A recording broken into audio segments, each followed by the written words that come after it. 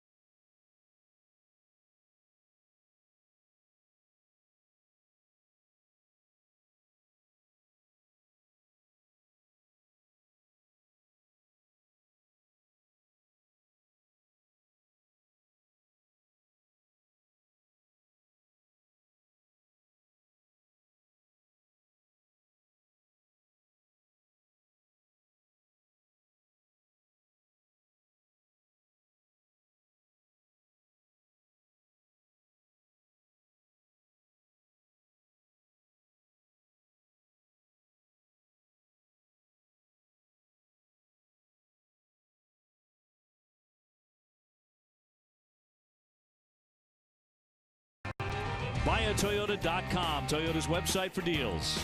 Dunkin' Donuts, America runs on Dunkin'. The 2017 Kia Sportage. Visit anykiadealers.com to learn more. Buy Digital Federal Credit Union. See what DCU can save you. Subaru Retailers of New England. And by Southwest Airlines, transparency, low fares, and nothing to hide. Now, the Red Sox playing game number 100 tonight here from the Big A in Anaheim. David Price is on the mound. We bring in Garen Austin. And I think, Garen, even David Price is tired of hearing he didn't pitch well. He wants to get after it here tonight after his 10th win. Well, after his last start, where he went 5 2/3 innings and gave up 5 runs on 11 hits, David Price was honest with reporters and said it's been terrible. I talked to pitching coach Carl Willis about putting that outing behind him and preparing to make that next start. Guys tend to throw a little bit more just because they don't reach a certain pitch count. It's a little bit of a tricky situation this time of year. You know, we're trying to shorten bullpen sessions a little bit to conserve our energy, to conserve our arm strength and be able to pitch later into the season as we're hoping to do and beyond. So, he did a good job with it this week. Hopefully we'll see David get back on track. Well, Price has lost 3 of his last 5 decisions. He was fortunate not to lose the last one. A no decision against Minnesota, an 11-9 Red Sox loss. All eyes are on the left-hander tonight here in Anaheim, California, as the Red Sox take on the Angels in game number 1. Price last year 18-5, Steve, a 245 earned run average. And a lot of people around baseball are wondering, where did that David Price go? And is there time for him to get that guy back for the rest of this season? Yeah, he has not been close to that guy. He has battled through a bunch of starts. He still gets his strikeouts. But lately, the biggest change that I've noticed, obviously we've talked about velocity all season long. That has crept up at times into the 96 range. But the location has not been there. Too many balls right out over the middle of the plate, and they are getting hit hard. Well, the Red Sox took 2 out of 3 from the Angels at the start of the month back in Boston. Remember, that loss was that ugly 21-2 beating in the middle game, but the Red Sox won 2 out of 3. They also took 2 out of 3 from Seattle earlier this season. So the first 2 teams that they will be facing, they have fared well against. The first 2 teams on this trip. These cold hard facts now are brought to you by Clean Crisp Coors Light. 41 of the final 63 games for the Red Sox will be on the road. They have a .525 winning percentage on the road. That's third best in the American League. They're scoring an average of 5.23 runs per game on the road, and that leads the American League. But really, in the end, it comes down to pitching. It comes down to starting pitching, particularly on the road. And it's a big one for Price. The Red Sox starting lineup now. Brought to you by BuyAToyota.com, Toyota's website for deals. And leading things off will be Mookie Betts. He'll be followed by Dustin Pedroia, and then the red-hot Xander Bogaerts, David Ortiz, Hanley Ramirez, and Jackie Bradley. Travis Shaw is at third tonight. Sandy Leon doing the catching. And Brock Holt is in left field and the number 9 hitter. They'll be up against the right-hander Jared Weaver. He's 8-8, a .532 ERA, 23 years old, 6'7", about 210, and he will not get it up there much harder than about 85 miles an hour tonight. And the Angels defense brought to you by DraftKings. Check out around the infield. Escobar, Simmons, Giavotella, and Marte round out your infield. In the outfield, Petit, Trout, and Calhoun. And your battery, as you mentioned earlier, Weaver and Bandy. And he's a big kid sitting behind the plate there. Very mobile with a good arm. Tonight's umpires are brought to you by ToyotaCertified.com. Andy Fletcher behind the plate with the balls and strikes. Mark Ripperger at first base. Joe West is the veteran at second. And Kerwin Danley will make the decisions at third base. We're available. This telecast can be heard in Spanish by selecting the SAP button on your TV remote. SAP presented by ToyotaCertified.com. Search for your factory back Toyota certified used vehicle right now. It's good to know the factory has your back. And the weather is almost never an issue out here in Southern California. It has been particularly warm. Right now it's 83 degrees, very clear. Those temps should drop into the 60s by the middle of the evening. Watch for the ball to jump a little bit better in this ballpark. When you play in Southern California at nighttime, it's a very heavy air. You go to Dodger Stadium here at the Angels. Not so tonight, maybe, with the extra heat that we're seeing. So Mookie Betts to climb in, inning 304, 20 homers, 65 runs batted in. Red Sox coming off a 4-5 homestand. And the first pitch will be in there for a strike, and we are underway. Mookie in the first series against the Angels in Boston went 7 for 15 against them.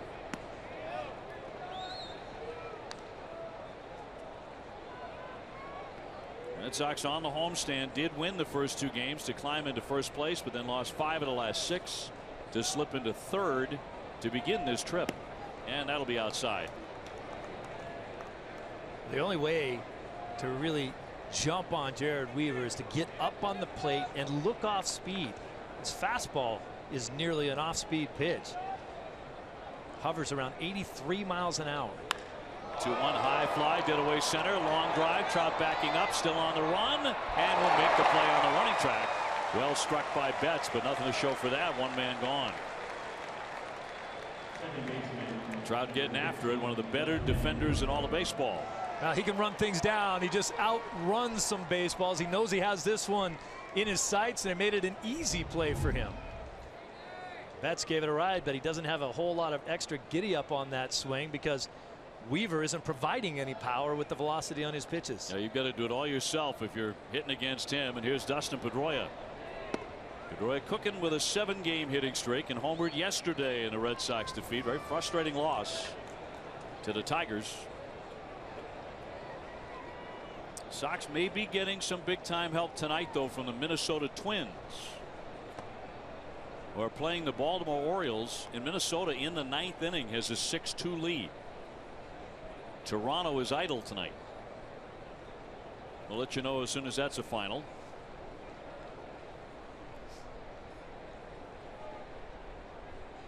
1-1 poke foul. You really have to sit back on Weaver. He's not going to throw anything by you. Move up on the plate a little bit. His best pitch remains his changeup. A lot of people get fooled by the size of Weaver and all the extra movement of his body, really, all that extra motion. He does have a 5.32 ERA, so not fooling all that many these days, and that's outside for a ball. And a home run has been a real problem for him. He's allowed 23 of them, 5th most in the American League.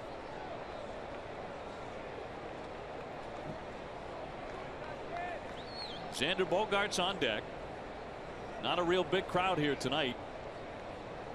And the 2-2 checked his swing and he fouled it away. Well, you got to remember we're in Southern California. They all get here late. Bad traffic. It is usually the case, late arriving crowds. I don't know if we'll get that many more than this, though, because even though they're averaging on paper about 37,000, they are not drawing that many per game. They get a lot of no-shows. One has popped up, back out of play over the top of the netting by Dustin Pedroia. Tonight, the 100th game of the season for the Red Sox. And when they get home again on August 9th against the Yankees, they will have only 52 games left. But who's counting? Well, I am. We have to count down to the playoffs. And Weaver deals, and that one is lined into right field for a base hit. Did a great job waiting on it. And Pedroia has not hit safely in 8 consecutive games. That's Weaver's worst nightmare right there, is to throw that many pitches to a single hitter and then give up the base hit. As we talked about, Petey just waiting, and then going the other way. He does this so well. It's at the top of the American League and going the other way. Beautiful. He does not hit Weaver particularly well, but gets off to a nice start tonight. He had been 8 for 34 against him. 8 in a row for Dustin, so he is seeing the ball very well, and so is Xander Bogaerts, now hitting .331 with 12 home runs. He's hit safely in 9 consecutive games. That was every game on the homestand, during which he was 17 for 38. Unbelievable. Both Xander and Big Papi crushed the ball here in Anaheim. Xander at a .331 clip. David Ortiz at .324. Into the dirt for a moment. Bandy couldn't find it, but Pedroia back to first base.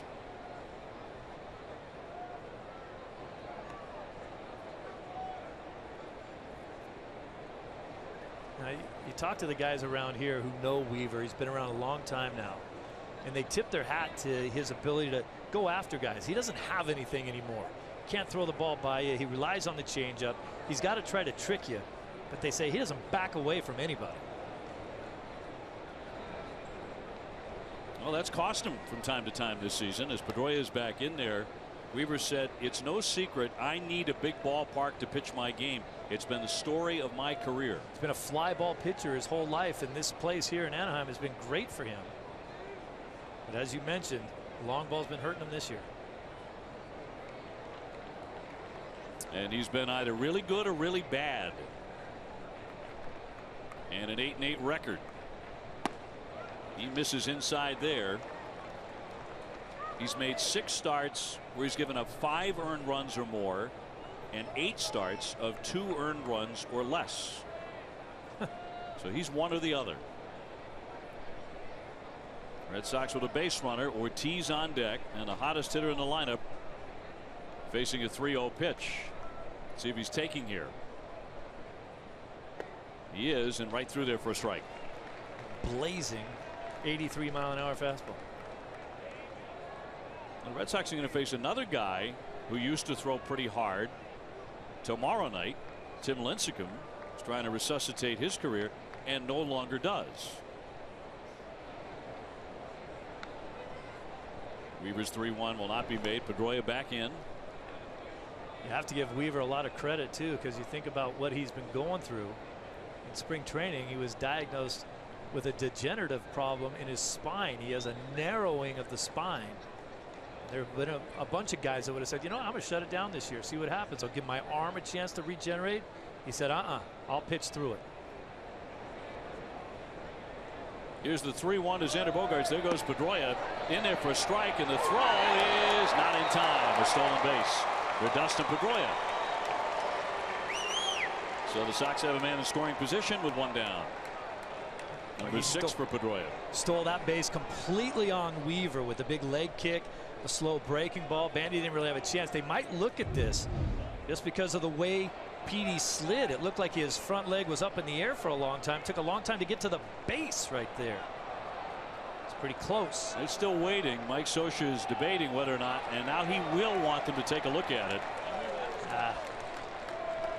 So he's going to use his challenge right now, and they will send it back to New York. And that one might be coming back. Pedroia flashing those golden spikes. That's awfully close right there. I mean, is there enough to turn it over? People here in the ballpark getting an excellent view up on the replay board. Everybody gets a chance to see what's going on. He's on the base right there. I don't think they could turn this one over. Do you think, Dave? Too close. I'm with you that I'm not sure there's enough evidence on this one. This is one of those calls where either way you make the call, you're probably right. So to me, it's always, the controversy for me is always, should the manager this early in a game take a chance, go for that? If it's going to be bang bang like that, and you really can't tell yourself. Now probably his video guy said, right, I think we've got a really good chance on this one. Yeah, I think the control on this play is a lot less about the manager and more about the video guy who says, yes, I think we can overturn it. So he just goes by that. Because Mike Scioscia never sees it. John Farrell doesn't see it. They don't see the replay. They only get to see the ones we're seeing up here. Guess what? They have overturned it, and he is out. So a caught stealing and 2 down. Well, it was a good gamble for Mike Scioscia. I guess so, but I didn't see enough to overturn that at all. So Bandy with the throw to get him. Scioscia wins that. That means he retains his challenge moving forward. That was the thing I noticed, that Pedroia's slide took so long to kind of complete. And the 3-2 pitch that is in there for strike 3. So the Red Sox not only go from having a man at second base, and that's taken away, but it's a very quick inning for Weaver. He gets him only 3 batters, and it is no score after a half inning.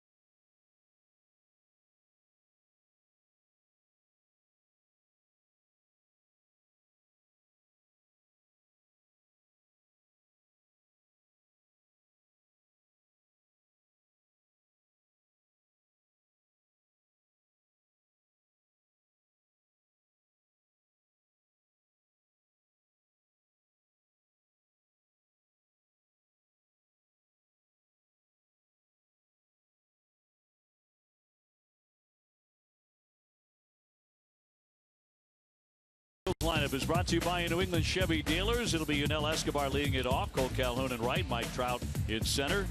Albert Pujols followed by Jeffrey Marte. Andrelton Simmons, the outstanding defensive shortstop. Jet Bandy, the catcher. Gregorio Petit is in left field.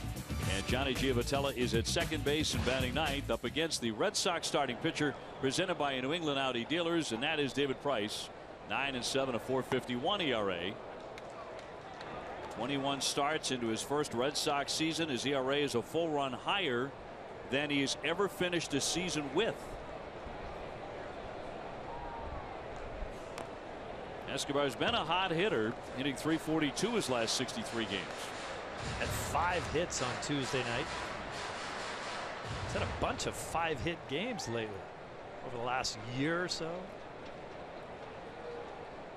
It's a lot of hits in one game. Yeah, it is. .325 for the season. So he's been a very tough out as he pops that foul out of play. He has made such a difference at the top of the lineup. You talk about the year Pujols is having, not so much on the average numbers, but the way he's driving in runs. It has a lot to do with these 3 guys hitting in front of him. Escobar, Calhoun, and Trout all getting on, and Pujols driving them in. And the 0-2 fouled back to the net. But back to Price for a moment now. Only 2 American League pitchers have allowed more hits, and that's a deeply concerning number. Looking to turn his season around here against the Angels. 5-5 lifetime against them with a .359 earned run average. The thing to watch with Price tonight is the location of his pitches. Watch where the catcher sets up and watch where the ball ends up. I think there's a pretty good example right there. Mislocation out over the middle of the plate. When David Price has been missing lately, he's not missing off the plate, he's missing over the plate. Look where they're set up. Off the plate away, and that ball is right down the middle. That will hurt him. Trying to finish off Escobar for his first strikeout tonight, but he spoils that one. The off-speed pitch at 85. You mentioned this at the top of the broadcast that Price will get 3 starts on the most important road trip of the year. He will start in every city, in Anaheim, Seattle, and Los Angeles against the Dodgers. So this is a fantastic chance for him to make a mark this season.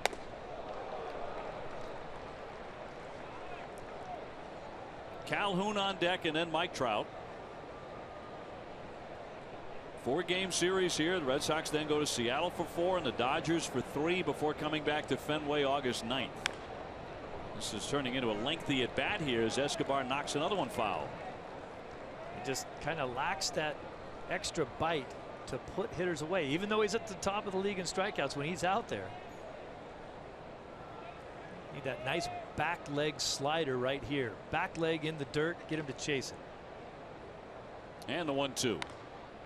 Popped him up. Leon has a play and makes the catch right in that on deck area. Well, the Red Sox defense brought to you by Southwest Airlines tonight. Shaw's over at third, Bogey at short, Pedroia, of course, at second base, and Hanley at first. In the outfield, Holt, Bradley Jr., and Betts makes up one of the best defensive outfields in the game. Sandy Leon doing the catching tonight, and the ace of the staff, David Price, on the hill. Well, he'd like to say he's pitching like the ace of the staff, but quite frankly, that's been Porcello or Wright. We're trying to talk him into it right now. Here's Cole Calhoun now, 279, 10 homers, 54 runs batted in. He could put a charge into it. He had 26 home runs last year. And he'll take a strike. Calhoun's a player. This guy's a tough out. The Angels have been playing much better in the month of July. They are 12-9 this month. So Scioscia's team is improving a little bit, even though they look like they're certainly out of it at this point. At 45-56, they're in last place in the West. They do not look like a team that's going anywhere. And they won 5 games in a row, and it looked like it was going okay. Then they went on the road and got beat up a little bit. Minnesota did beat Baltimore 6-2. That's a final. So the Red Sox could move to within a game and a half again with a victory. Cut on and miss. Down goes Calhoun. First strikeout for Price. So we check out the updated stats and standings inside the American League East. The Orioles with that 1.5 game lead over the Blue Jays, who are idle, and the Red Sox trying to get a little bit closer tonight. At the moment, 2 back, pending the outcome of this one. And here comes Mike Trout, 314, 19 homers, 65 RBIs.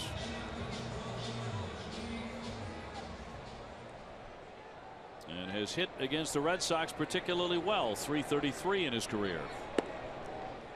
Probably say that about almost every team in the league, can't you? The way this guy hits. Seems like he's really starting to feel a little bit more comfortable with the superstar status, too. Across for a called strike. Albert Pujols on deck, and maybe the man on deck has helped him with that. He certainly knows about it. Price with a 1-1. Moves him back a bit at 94. I like that pitch right there. If you're going to go in on a guy, miss in. Make his feet dance a little bit. Let him know you're in there. The lefty looking for a 1-2-3 start, and a big cut and a miss. That was right down the middle. Yes, it was. It's okay if they swing and miss. Looked like they were trying to go back to back inside, but that was another one of those issues that he has where he's missing out over, not inside. Backhanded by Bogarts and throws on to get him, and it's a 1-2-3 start for David Price. And it'll be David Ortiz to lead things off when we go to the 2nd inning in Anaheim.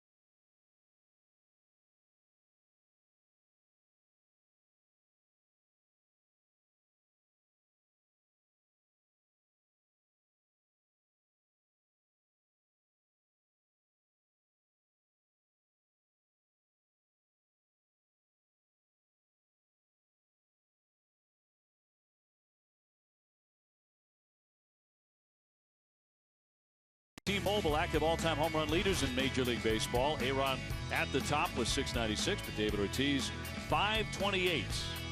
Number 3 on that list, right behind Albert Pujols. No score after 1. Ortiz leading off here against Weaver in the 2nd. 25 of those home runs this season. And he has hit 3 in his career against Weaver, against whom he's a .324 hitter. Hey, look what David has done against Weaver. He's way up in the box, on top of the plate, and closer to Weaver than he ever is. Boy, it's very noticeable, too. You usually see David try to get as far back in the box as he can. He wants to speed up the pitches of Weaver.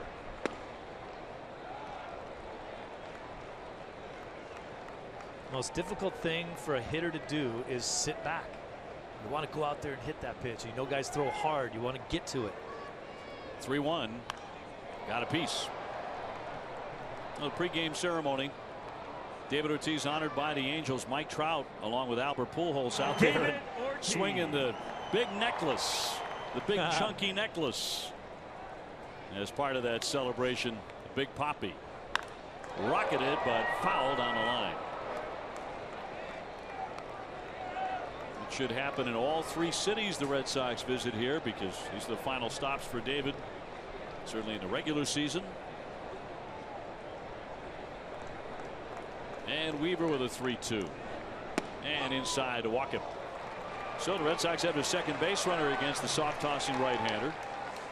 You know, these celebrations have not been inobtrusive at all. They haven't been a problem, but they will intensify later in the season when we start seeing the divisional teams that they're playing for the last time, and that'll be right in the heat of the race. Well, that'll include the last trip to Yankee Stadium, which will be September 27, 28, 29. The last trips to Baltimore and Tampa Bay are also in that last week. And you would think with the celebration that the Red Sox organization put on for Derek Jeter last year, they're going to have to do something special for David. Here's Hanley Ramirez with a swing and a high fly down the left field line. Did he hook it too much? Way back into the corner. It is a foul ball. Plenty of distance as Hanley jumped all over it. Hanley came out and around this pitch. He's usually quicker to the ball, but this one fooled him a little bit. He got out on his front foot. Watch the bat come around it, and that's why he hooked it foul down that line. He knew it was probably going to go foul. Posing a little bit, hoping it'll stay fair, but it didn't. 1 ball, 1 strike. He rested yesterday in the finale of the Detroit series, but he did a lot of damage on that homestand, didn't he? 5 home runs, 12 RBIs in 7 games. And he won the American League Player of the Week honors. It starts to heat up. If Hanley's healthy, that's when he starts to play his best baseball. Breaking ball, and he just got a piece of that. 70 miles an hour. So 1 ball and 2 strikes. Jackie Bradley on deck. No score here in the second inning. As always, a very pretty night in Southern California.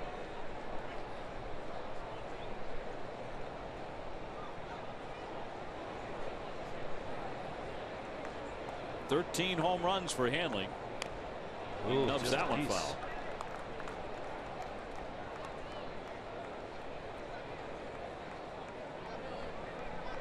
You talk about a guy in Jared Weaver who knows that he has to locate pitches.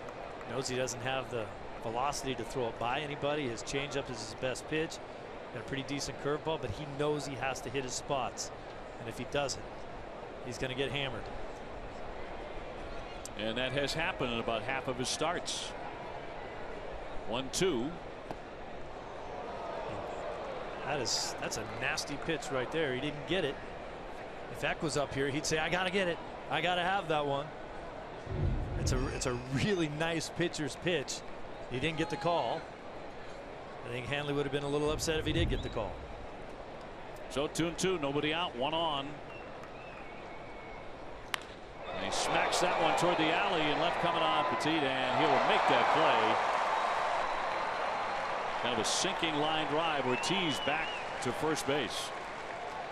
I don't know if Petit lost that one in the lights or what, because he hesitated for sure. Hanley hits this one right on the button. I think he's a little upset that Petit was playing him so far into that gap. See the little hesitation there. May have lost it for a second in the lights and regained himself and made the play. So Hanley had a couple of big time swings in that at bat, 1 foul and 1 fair. Hanley saying, I just pulled one right down that line. So how could you be playing me in the left center field gap when I hit that pitch? Jackie Bradley now 302, 16 homers, 61 RBIs. Way out in front, another one at 70. We really have to wait on Weaver, don't you? Yes, you do. It's one of those guys where you can really literally stand still until he throws the ball, until you recognize the pitch before you make any movement towards it at all. 0-1, same result. That one's 69 miles an hour.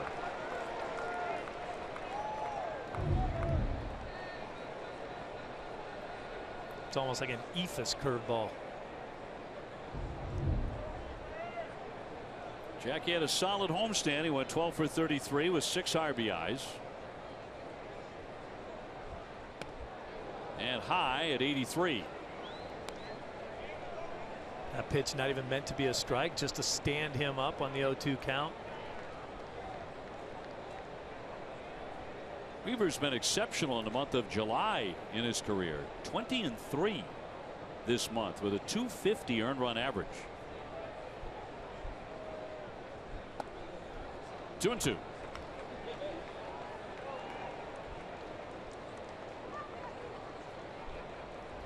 In his career, 146 losses, 146 wins, 89 losses. And as recently as 2014, he was a dominating pitcher. He won 18 games. Curve swing and a high fly foul down the right field line. Back in 2012, Weaver went 20-5 with a .281 earned run average. So he has had some big years when healthy. Yes, he has. Really nice career, actually. And so far tonight, he's kept the Red Sox hitters off balance. He's doing his job right now. Here's the 2-2. Roll foul. I think the next hitter, Travis Shaw, is going to be one of the guys that will be fun to watch hit against Weaver, because Travis likes to get everything going early. Big leg kick, starts early. It's going to be a challenge for Travis to stay back, to hover on that back foot long enough to wait for the ball to get to him. David Ortiz still glued to first base. Swung on and foul, tipped in the mid. He struck him out. 82-mile-an-hour pitch.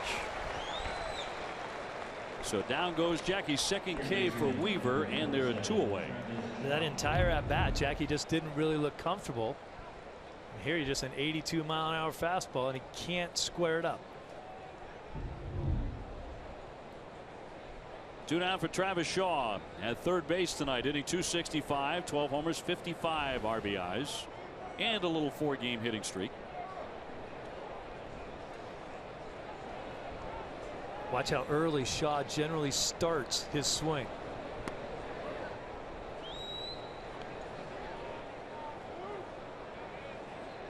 Weaver really lulls you to sleep. 68, 69, 70 miles an hour. I mean, the average ace for a high school team throws considerably harder than that. There's a high fly into left field, but it will not carry, at least not this early, and Petit will put it away to retire the side. And so the Red Sox will strand a base runner. We have no score in the middle of the second.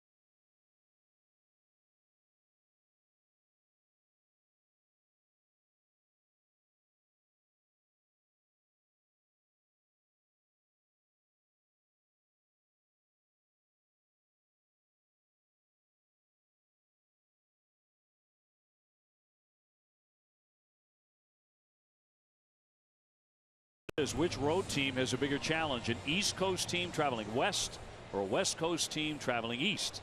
Text 1 for East Coast team, 2 for the West Coast club, and text your answer to 536-536. Message and data rates may apply. That is Albert Pujols in the box here in the bottom of the second inning. No score. Pujols, Marte, and then Simmons the batters. What do you think's tougher, Dave? I think it's much more difficult for a West Coast team to go east against that time zone, and you're losing those 3 hours. Yep, you are losing the time. Sometimes I feel worse coming this way because you pick up the time, but your body really didn't. It's earlier, but it's still late for you. The 2-0 and a base hit. Hanley Ramirez was way off the line towards second base. Pujols knocks it through for a single. He's been swinging the bat very, very well.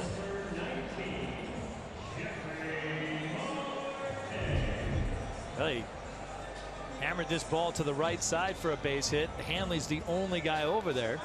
And then when he saw Hanley, he gave him a good punch right in the chest, too. Messing with each other. Undoubtedly, David Ortiz playing a role in that on the bench. Marte gets in, first baseman, 229, 6 homers, 18 RBIs.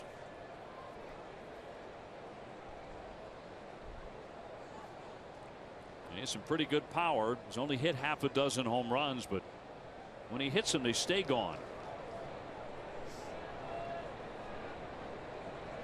He belted a home run on July 20th that went 446 feet. And he'll take one downstairs for a ball. It's an interesting arm sleeve that Marte is sporting tonight. It's from the designer Paisley collection. Now, where do you find that? Yeah, it doesn't exactly sync up with the Angels uniform. Not close. Simmons on deck. That one toward the hole, but down for it. Shaw into second, one on the first. Yes, a double play. Nicely started by Travis Shaw on the move to his left. Very nicely started by Shaw. Good range to his left. Timed everything perfectly to snag up that ground ball. I didn't think he was going to get there at first. Got it. Threw the ball on the right step. Easy turn for Pedroia because it was an excellent throw. All you want to do is make it easy on your second baseman by where you make that throw. Pujols obviously isn't a big challenge down there at second base, but nicely turned. So 2 down. They'll send up Andrelton Simmons, 285 with a homer, 22 runs batted in. He was knocking around about 200 when the Red Sox saw him earlier this month at the very top of July, but over the last several weeks, last 4.5 weeks, he's hitting 385 to raise his batting average from 204 to 285. Well, he was lunging at everything. Rolls that one to Bogart, so he'll dig it and get him. So for the second consecutive inning, Price faces only 3 Angels. No score.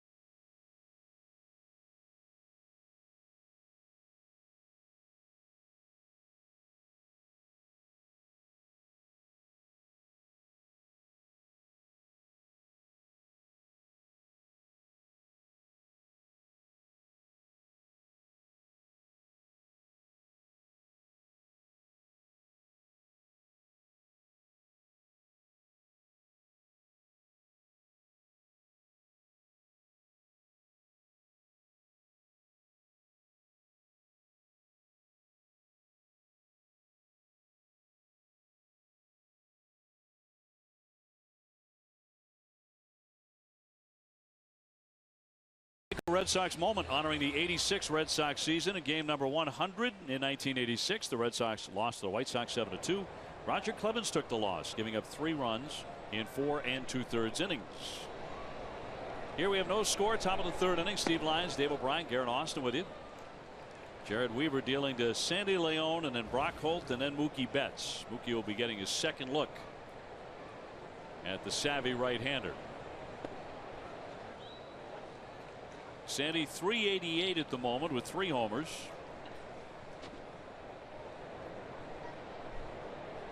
Weaver works fast with nobody on base, and that one's blooped foul back out of play.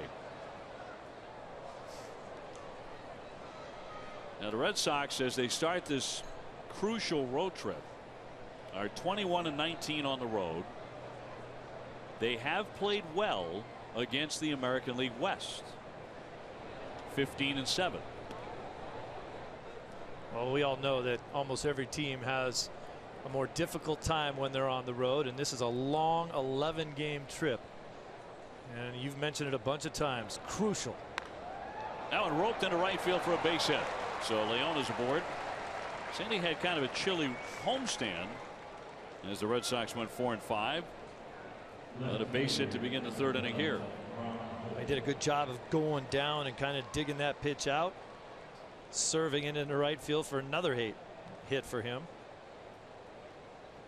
And now a guy the Red Sox have to get going at the bottom of the order, because when Brock Holt is swinging the bat well down in that bottom 3rd, it's just a different looking Red Sox lineup. And he went just 7 for 31 on the homestand. He hit .226. We know this about Brock Holt. He is a streaky hitter. And when he gets hot, he can get white hot.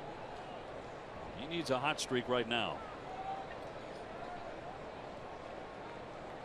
Seemed like he went through a tough time where they were really pitching him tough. He likes to take the ball the other way into left field.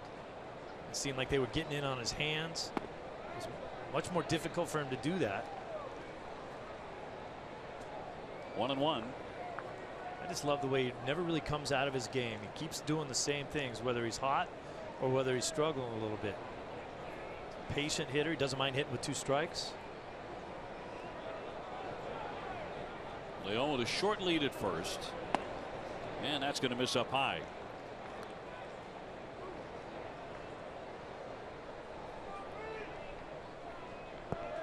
When the Angels came to Boston and Red Sox took 2 out of 3, Mookie Betts really tore them up. Brock Holt went 4 for 8 in that series. What a strange series that was, because of the middle game of the series, which was 21-2. Yeah. A shellacking. And yet it kind of disappeared very quickly the next day because the Red Sox won and would win the series. So in the end, it didn't mean a whole lot. Just 1 loss. But it felt like the end of the world the night it happened. Here's the 3-1 pitch. Oh. He punches that one into right center field for a base hit. Leon rounding second. Calhoun throwing behind him. Throw to 3rd, and he is safe. So Leon gets in there. Brock Holt with a solid single, and the Red Sox have something brewing here. 1st and 3rd, and nobody out. Well, that's a thing of beauty right there. That at bat by Brock Holt, exactly what we were talking about before. He gets a breaking ball, it stays up, he stays with it, and then just tattoos it into right. Leon makes his decision to go to 3rd right away as an excellent turnaround second. We know he doesn't run well. Ooh. I don't know if he was on the base or on top of the foot. You know, the third base umpire Kerwin Danley was watching it very close for a long time. He never did make a call. So 1st and 3rd for Mookie Betts, who is 0 for 1 with a fly to center. He is 1 for 4 against Weaver.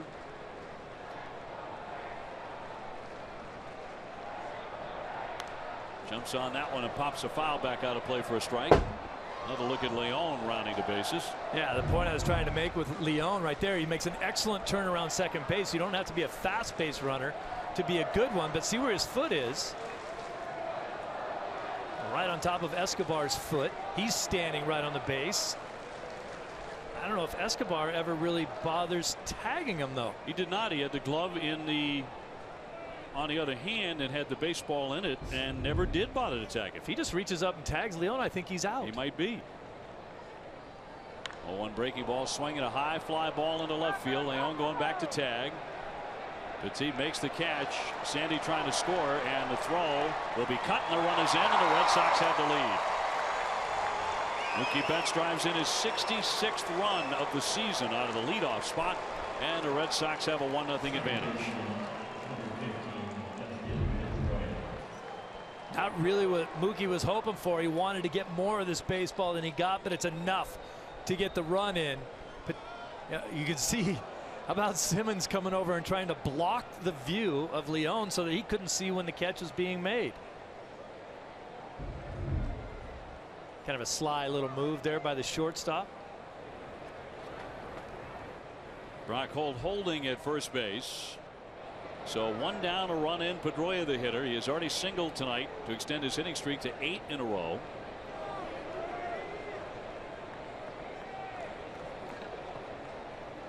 Bogarts would be next. DraftKings is the official one-day fantasy baseball partner of the Red Sox. Experience the thrill of playing on DraftKings right now. Play free daily using the promo code NESSN at DraftKings.com.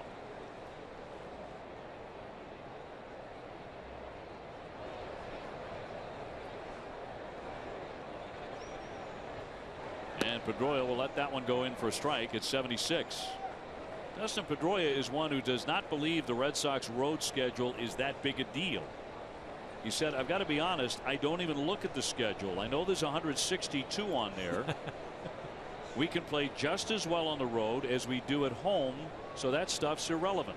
That's his mentality every day. He doesn't care where he's playing or what he's doing. As long as he's playing baseball, he's fine. Check out this tag play again. You know, Escobar's the cutoff man. Simmons is the shortstop, but look at him coming over trying to get in Leon's way so that he can't see when the ball's being caught. Maybe he can get Leon to leave early and they would double him off. It didn't work, but it was a cool play. It was a nice try. Simmons is supposed to be covering third base, so he does have a reason to be there. 1-1 runner goes. Swing and a line drive, and that's going to be right into the double play as Simmons makes the catch, and now back onto first base, and that's a twin killing to retire the side. So the Red Sox sent the base runner, and Pedroia hit the line shot right to the shortstop, but the Sox are on the board 1-0.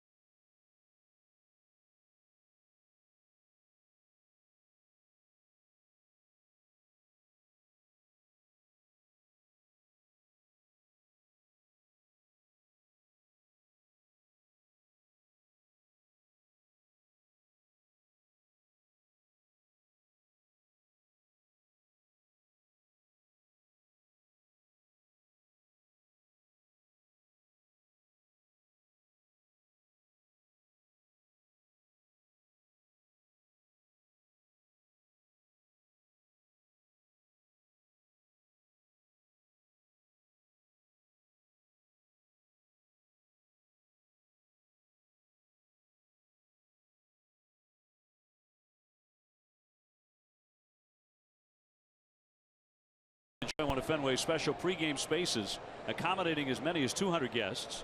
For tickets and more info, visit redsox.com/groups. Red Sox have a lead 1-0 in the bottom half of the third inning. Steve Lyons, Dave O'Brien, Garen Austin from the Big A in Anaheim. Red Sox playing game 1 of a 4-game series here with the Halos. Jet Bandy leading it off, their catcher, and he smacks that one into left field for a base hit. Leading off the third inning, and he becomes the second man to get a hit against Price tonight.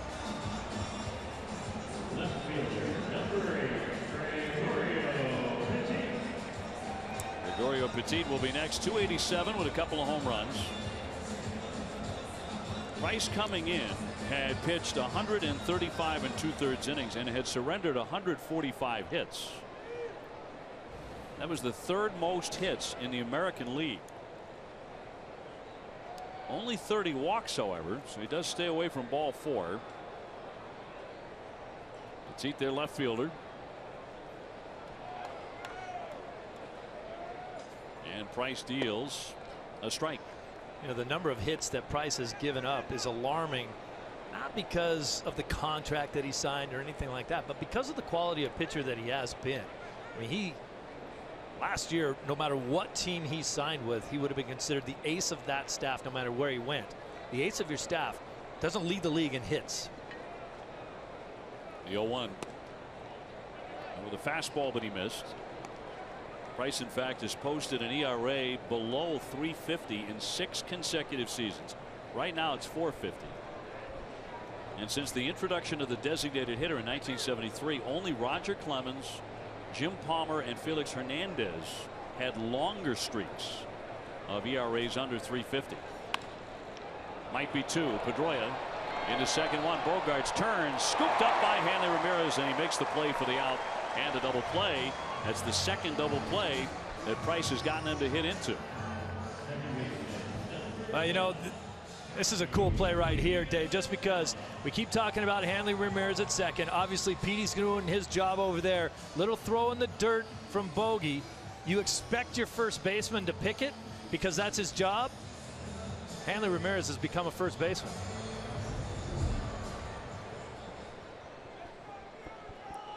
So each of the last 2 innings, the Angels have led off with a base hit, only to be doubled up the very next batter. And here's Giavotella.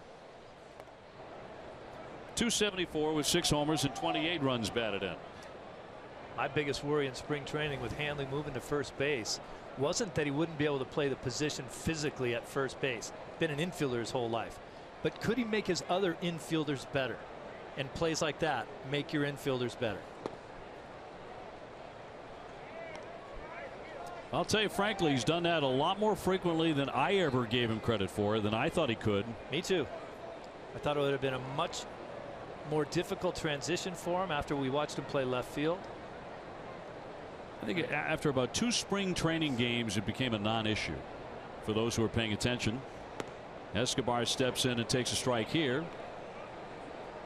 We all know you can't assume a double play, but on a play like that, he didn't save Bogarts an error because it wouldn't have been ruled an error because of the double play situation. But throws like that, if Bogey makes, and Hanley's over there picking them, he's saving errors right and left. Giavotella with a little bit of power that Price will have to respect. 1-0. Red Sox have the lead. They can gain ground on the Orioles because Baltimore lost 6-2 at Minnesota earlier tonight, just as this game was getting underway. And now the number 9 hitter asked for time and gets it.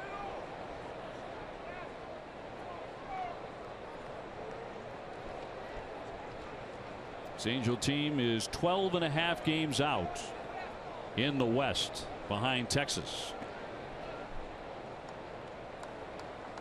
And they have not been a good home team. They're 22-26 at the Big A.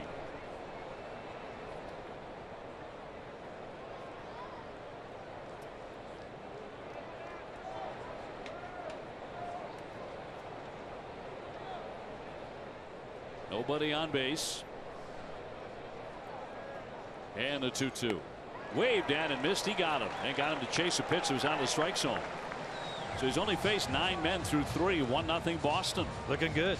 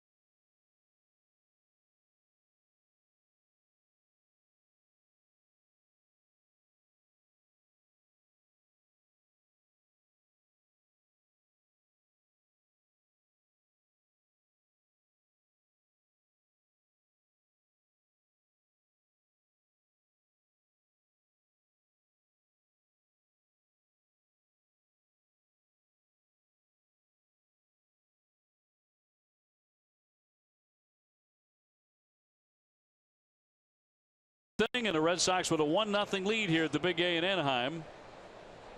And Xander Bogaerts will lead it off against Jared Weaver. Oh, there's no crying. There's no crying at baseball. Xander struck out in the first inning. Someone else must have got the foul ball. That may be worth crying over, actually. Yeah. The 1-0. In for a strike. Ortiz next, and then Hanley Ramirez, and they'll all be getting this second look at Weaver, who has made 16 career starts against the Red Sox. He's 4-6, 4.16 earned run average, and Bogaerts flicks that one foul. Xander with a 9-game hitting streak. He batted .447 on the last homestand. Was consciously trying to hit that ball to the opposite field on that swing. 1-2. High pop up into left center. Petit and Trout, and the left fielder will make the play. So one away as we bring in Garen Austin. Thanks, OB. Craig Kimbrell is still on track to make that rehab appearance with Pawtucket on Saturday. Kimbrell threw a second bullpen yesterday, and John Farrell said that he came through that just fine after checking with him today, and that he's getting closer to returning. However, Farrell said that they have considered a scenario where Koji Uehara does not come back this season because his return is unknown. But guys, Farrell said that that could provide an opportunity for some of the younger players to gain some valuable experience. All right, Karen, thank you very much. Here's Big Poppy. David is batting for the second time. He walked in the second inning. So Kimbrell getting back at it pretty quickly. We're going to see him, it would appear, on this road trip. It's amazing. Quick healer. The 1-0 in there for a call and strike. You know, he told me, he said that in the early part, right after he had the scope on the knee, his mom came to visit, and she is in the healthcare business, and she made sure he stayed off that thing. Well, nothing like TLC from your mom to make you heal up quickly. He gave mom some credit. She knows what she's doing. And the Koji situation is baffling to me. Oh, pectoral muscle, and they're talking about maybe not returning for the rest of the season. And then I remember Koji's 41. Well, yeah, I get it. 2-1 is up high. But I'm with you. It Still seems like a long time. It didn't look like it at that time. It didn't look like something that would cost him the rest of the season potentially. That's not necessarily going to happen, but it's a possibility. Yeah. Scary. Another 3-1 to Ortiz. And he lines that one into right center field for a base hit. So David beating the shift. He's aboard for the second time tonight. And the Red Sox have a man on in front of Hanley Ramirez.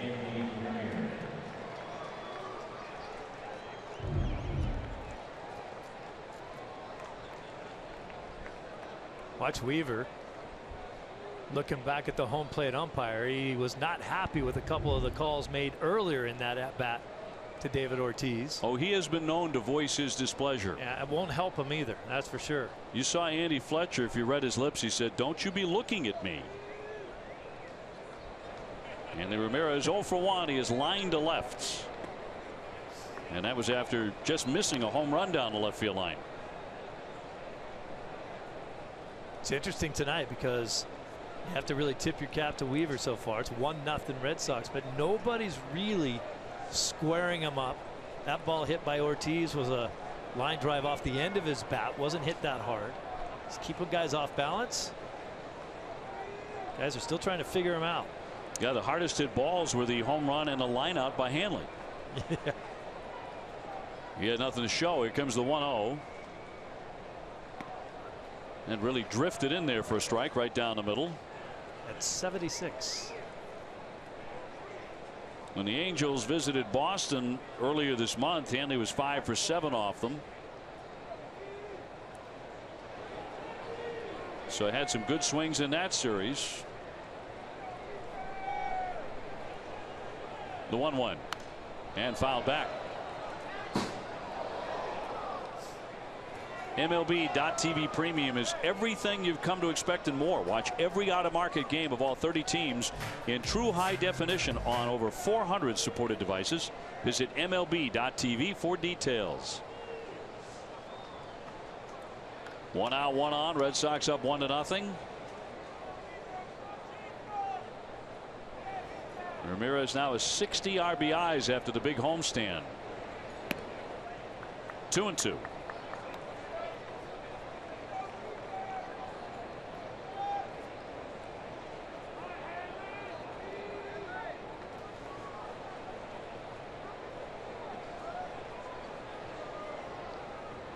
Ortiz on at first base and a 2-2 to Hanley. He jumps on that one, a line shot, base hit to center. Ortiz to second and stopping there. That one squared up. He seems to get a pretty good look at Weaver, doesn't he? Hey, Hanley can just hang there. He just stands up. He'll hover on that back leg. Watch the leg kick. Gets up there, hang in there, and then bang, right back up the middle. Try to throw the ball just a little bit middle away from Hanley. You're coming into his happy house. Picture perfect right there. Drilled up the middle. A lot of the Red Sox hitters don't really like to leave their bats at home. Notice that, yeah. They take them all the way down. They hand them to Ruben Amaro down there first, I guess, on their way by. Yeah, Hanley Ramirez makes a regular show of that. Here comes Jackie Bradley now. He struck out in the second inning. We'll see what he's learned since then. He was badly off stride and whiffing against Weaver. But in his last 25 games against the AL West, Jackie is hitting .380 with 33 RBIs. He's kind of feasted on this division. There's a hard hit ball. Dropped by Joe Batella. He's going to flip towards second base and get it out there. Now throwing down to the tag on Ortiz. And that winds up a double play to retire the side. So disjointed, but it winds up a twin killing. As Gio Vitella actually knocked it down, but did not play that one cleanly. And it is 1-0 Red Sox here in the 4th inning.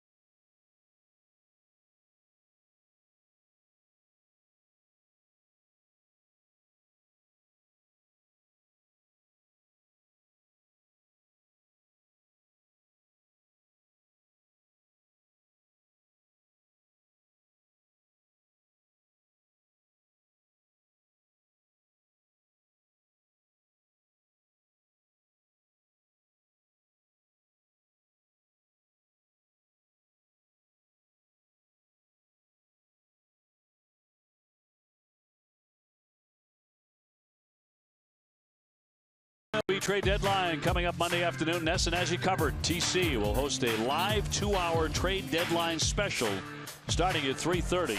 The leadoff man Escobar grounding to the shortstop Xander Bogaerts, who sets him down. And on one pitch, he is retired.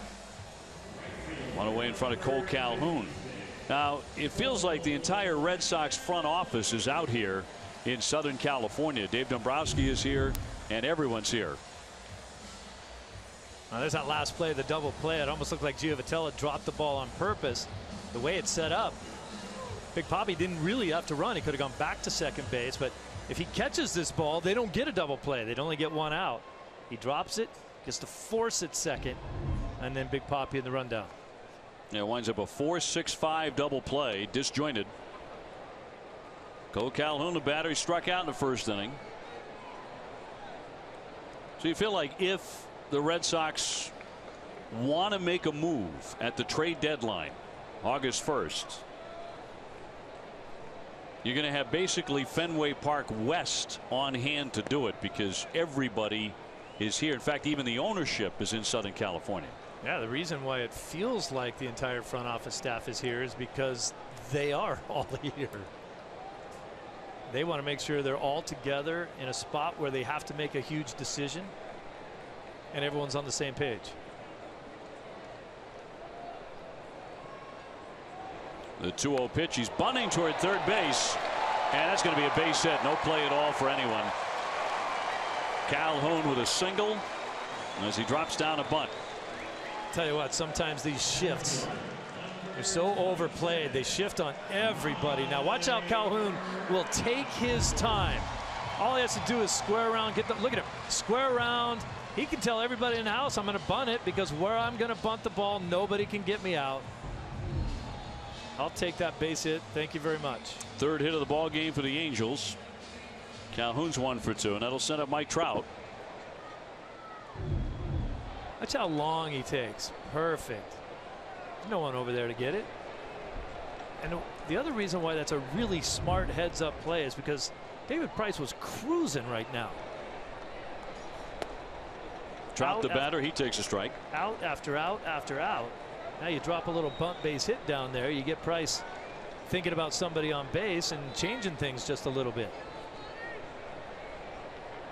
Trout with 19 home runs. Came in hitting .314. Price has already gotten a couple of double plays. Here comes another one. Maybe Bogaerts with a bobble and not going to turn it because of that. They do get the out at second base as Calhoun is retired. The only chance was going to be if Xander came up with that cleanly.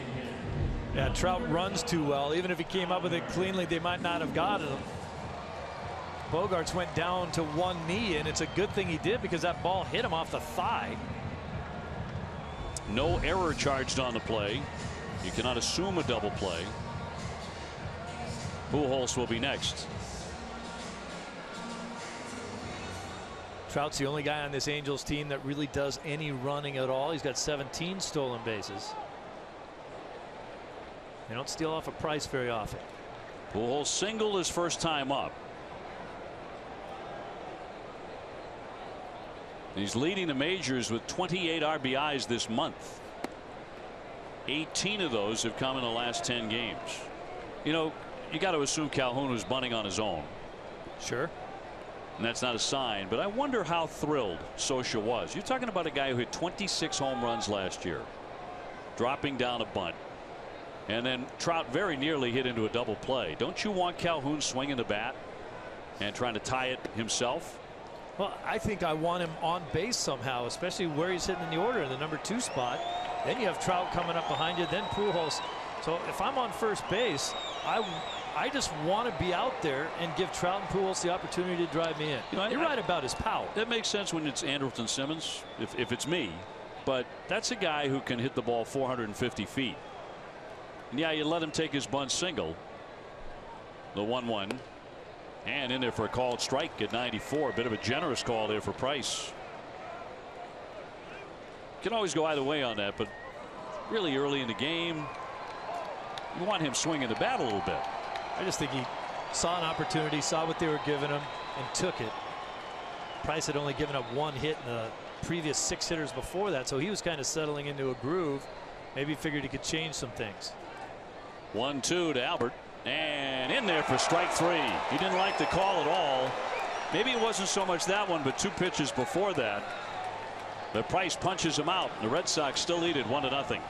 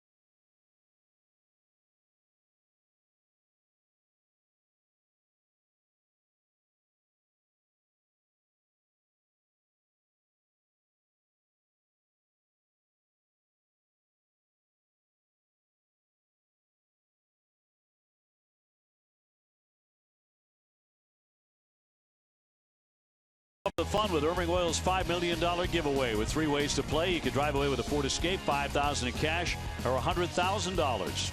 Get your game ticket at Irving Oil today. Top half of the 5th inning, Steve Lyons, Dave O'Brien with it, and that is Travis Shaw in the box. Red Sox had 1-0 against Jared Weaver. Certainly one of the more unusual pitchers in the American League. You know, it's 6'7", 210, used to throw hard. I mean, now hard is about 84. For him. That's what most people's changeup is today. He's throwing some pitches up there under 70 miles an hour. Shaw with a fly to left first time up, ropes that one to the shift, and this one handled by Giovitella. 1 man gone. Hey, you said something earlier in the broadcast, Dave, about the way Weaver pitches. It almost lulls you to sleep, and it gets you a little over anxious at the plate. When you finally see something somewhere close, you'll go ahead and swing at it, even if it isn't the pitch you're really looking for. It's like standing on the platform waiting for the train to come, and waiting, and it never does. Waiting, and it never gets there. Got there for Sandy Leon first time up, and he ripped a single, and he has scored the Red Sox only run. What was that pitch? And it is the only run in the game. In there for a strike. Now we can talk all night about how unorthodox it is for Weaver and how he's had some starts where he's got blown up. Tonight is not one of them, and he's doing an excellent job against the Red Sox hitters. So far he's allowed 5 hits and nothing for extra bases. Coming in 8-8, a .532 earned run average. Charles Nagy, their pitching coach, and here comes the 0-2, and it's flicked foul. Brock Holt on deck.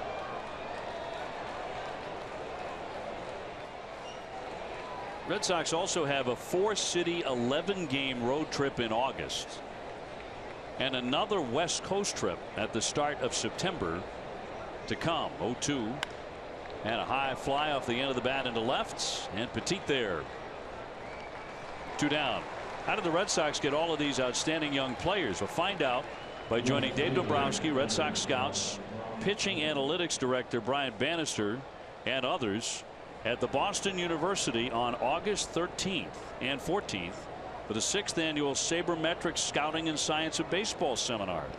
All proceeds from ticket sales go to the Jimmy Fund and the Angioma Alliance. And for more information, visit saberseminar.com. And so 2 down. Here's Brock Holt. He is 1 for 1 with a base hit. So for the year, he's 5 for 9 against the Angels staff.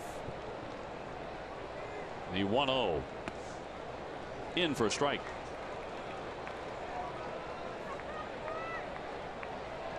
The Red Sox also have a final 10-game road trip near the very end of the season to Baltimore, Tampa Bay, and New York. That's at the end of September. Will actually end the season at Fenway, 3 against Toronto. But a lot of traveling to be done until then. 4 road trips of 9 or more games, and we're in one of them right now.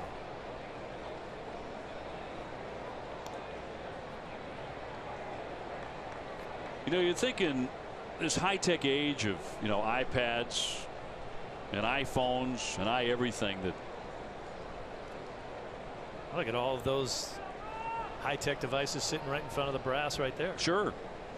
2-2 is roped to the second baseman, caught by Giovatello. 1-2-3 they go, and the Red Sox still in front 1-0 here in the 5th.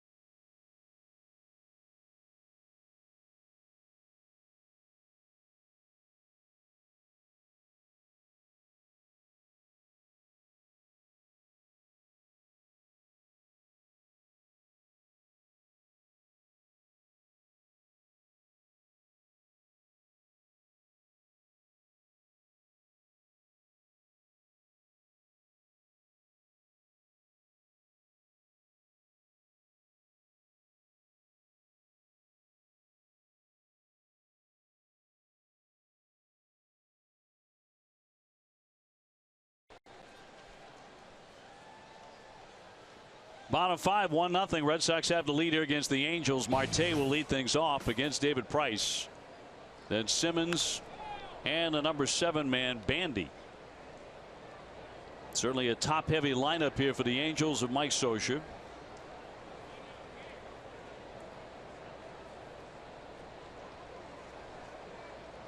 Looks like Leon may have been hit. Is it on the backswing? I think that's why you see the umpire come out and had a quick conversation. Bang, right on the side of his mask. I'll tell you what, these catchers are so gracious when stuff like that happens. I would be upset. I'd be telling the hitters, keep your bat where it's supposed to be, and that's not on my head.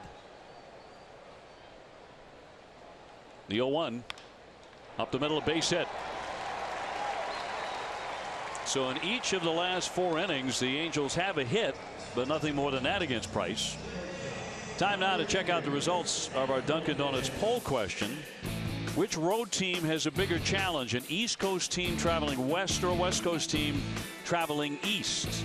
And we'll check out your response on this. The East Coast team traveling out to the West Coast. I would agree with that. That's not what you said before. That'll bring up Andrelton Simmons, who's 0 for 1. It ain't easy either way.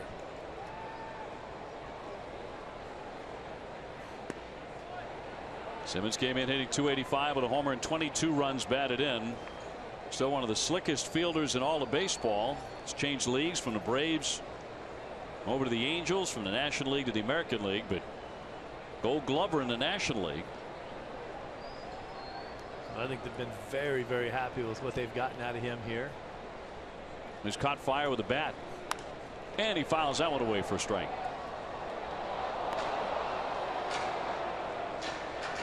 You know, one of the Price strengths that the Red Sox were counting on this year was David's road success.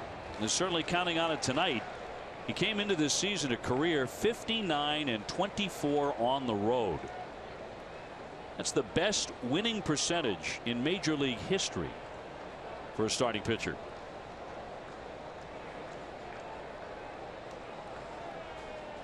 He's up 1-0 so far this evening. Talked about the recent success for Simmons at the plate, up to .285 now. Doesn't have a lot of power. He's got just 1 home run, 22 RBIs, but he added a little toe tap to keep him back. It's amazing just the little adjustments that hitters will make that'll make sense to them. And watch that front foot. He'll just take a little tap with it before he makes a stride. Helps keep him back.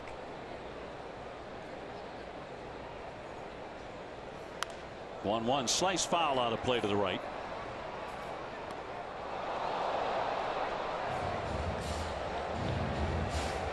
So the count 1 ball and 2 strikes on Simmons.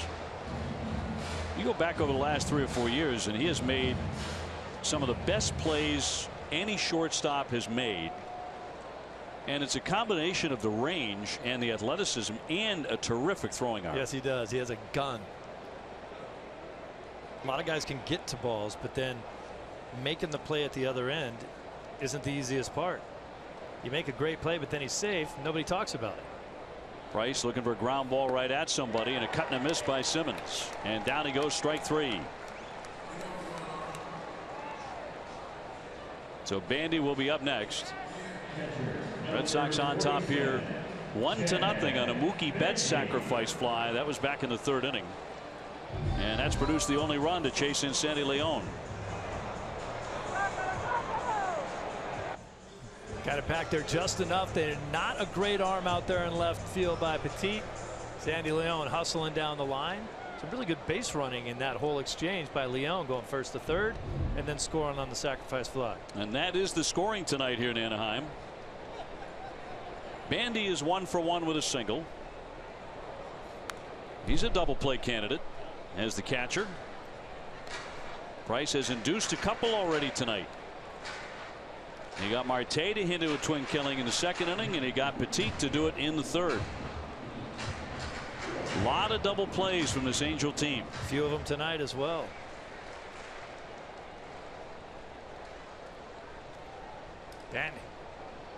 Bandy's a little bit of an oddity for a right-handed hitter. He's a good low ball hitter. Big open stance, likes that ball down and in so he can sweep it out of there. 1 ball, 1 strike. Can get him out up and away, and with balls that spin, some breaking stuff.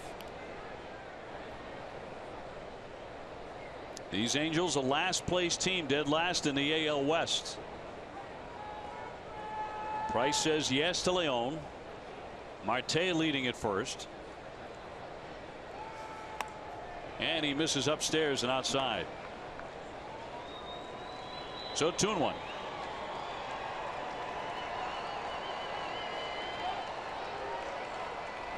The Angels with 4 hits against the lefty.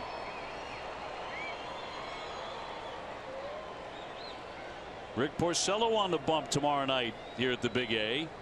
He'll carry a 13-2 record in against Tim Lincecum,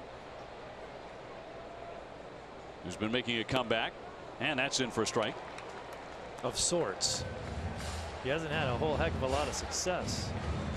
Tim Lincecum, I'll tell you, even during the times when he was winning his Cy Youngs, I always used to say, why does anyone swing the bat? He never throws strikes. And that's part of the problem that he's having right now. He can't. He's only really got 2 pitches that he can throw, and he doesn't throw either of them for strikes. And he has an .870 earned run average. Yep. So he'll be the Sox opponent tomorrow night. 2-2, lashed foul by Bandy.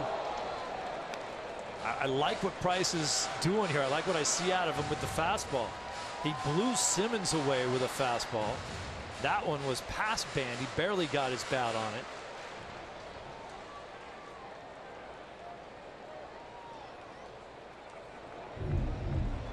Here's the Price fastball. Zip, got it right by him. That's a very late foul ball.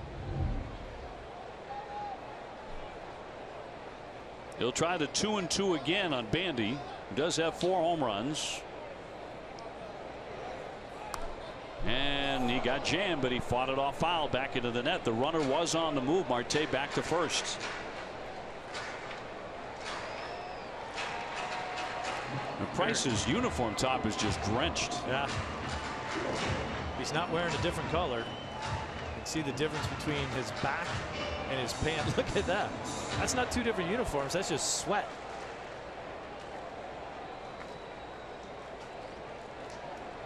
The temperatures have been very warm here in Southern California. Going to be even hotter tomorrow. Into the middle 90s. You and I might be sporting the polo shirts tomorrow. Tomorrow's a polo night, my friend. You know how fond we all are of your ties. Oh, yeah. But maybe not tomorrow. Red Sox ahead here 1-0. Price looking for another double play ball, which would be the 3rd of the evening. Oh. And just a little bit low. He did not get it at 95 at the knee. This is the type of put away pitch that we've been looking for out of Price. He throws it and he doesn't get the call. Bandy, really tall guy there. A little bit of a higher strike zone. Can't get it. Looked like a pretty good pitch. So to count full on Bandy with 1 down. And Marte back in. It's a good throw over, just a hello. Figuring Marte's going to be running.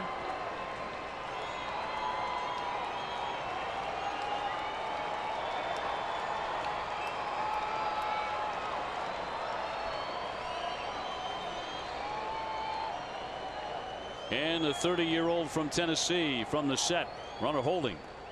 A check swing. He did not go. First base umpire Ripperger says no swing, and it's ball 4. So that'll put runners at first and second with 1 down.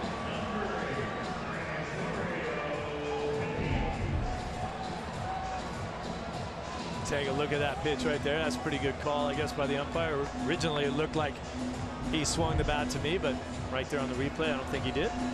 Well, for those of you just joining us, the start of a gigantic road trip, certainly for the Red Sox. 11 games, 4 here in Anaheim, then it's on to Seattle, then back to Southern California to take on the Dodgers. And if you are joining us right now, thanks for staying up late back on the East Coast and watching. Yep. These are really important games for this team, no question about it.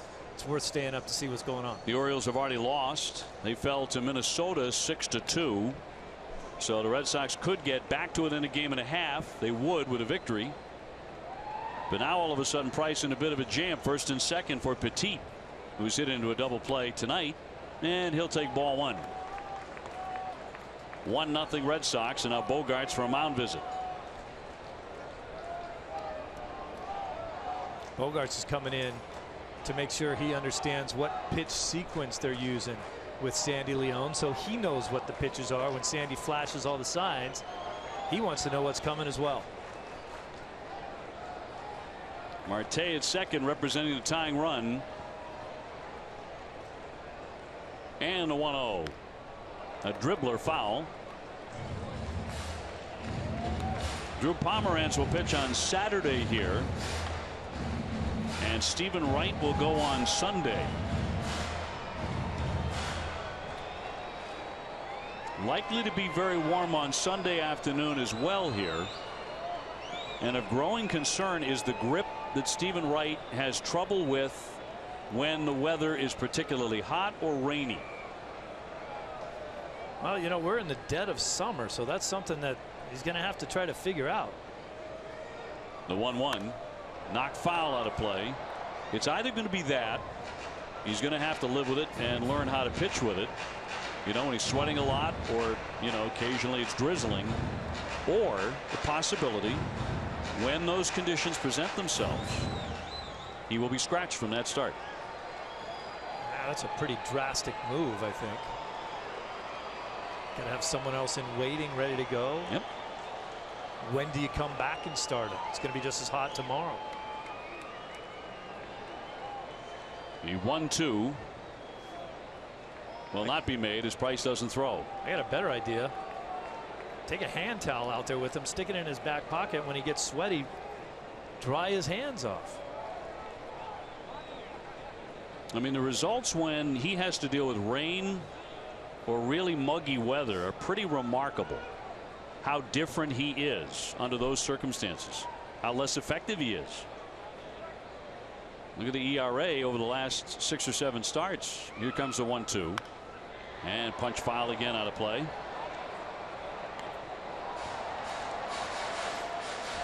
Yeah, we've certainly seen a little bit of a decline, but at the same time, he has been one of the best pitchers on this team so far this year. I would never, at this point, scratch him from a start, because I think he might not be able to get a grip on the ball. I run him out there. I got to think he thinks that he can get through it as well. Well, the rain in particular, the 2 times he's had to pitch in the rain, it's been pretty disastrous. Yep. This is a Red Sox team trying to win a division. Going to be fascinating to see. 2 on and 1 out. Red Sox ahead 1-0. Giovitella on deck. Shading him the opposite field in the outfield. There's a lot of room between Brock Holt, not only to his right but to his left as well. And now Leon will be called out.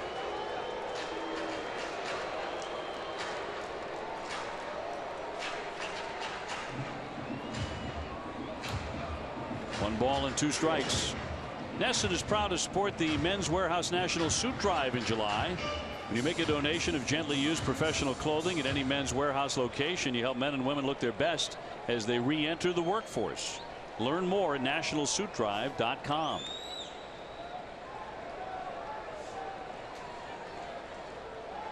Petit last time up did hit into a double play. That's what Price wants again. The runner into third. Here's the throw, and he's out at third base.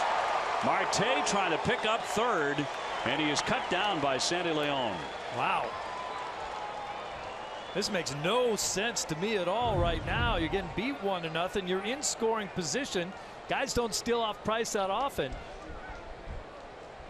don't even know if he ever touched the base.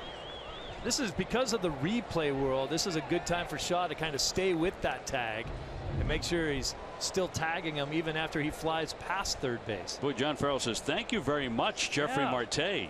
What are you thinking? What are you running there for? You're already in scoring position. So now there are 2 down, and here comes the 2-2 to Petit. And he fouls that one down the line. And one of the reasons why you know that he most likely went on his own right there is because Bandy didn't go too.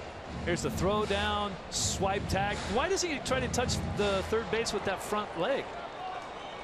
Really didn't even touch third base with anything. He's out by 5 feet. And why I think he went completely on his own is because usually if there's a steal on, Bandy goes too. He goes to second. He didn't go anywhere. Price with a 2-2, looking for a K. Line shot into center field for a base hit. The runner will be held at second base. There's your tie ball game. Would have been had Marte not been caught stealing. See if the Red Sox really do catch a break. First and second for Giovitella. Baffling. 2 men on for the 9-hitter who struck out his first time up. The hits are now even at 5. That's a lonely feeling for Marte on that bench. Well, and you see right there, Mike Scioscia, who is he talking to? Alfredo Griffin, who's the guy who handles all the infielders and the base runners, basically telling Griffin to go down there and say, what is going on? Well, once again, the tying run at second base for the Angels. Hammered foul for strike one on Giavotella.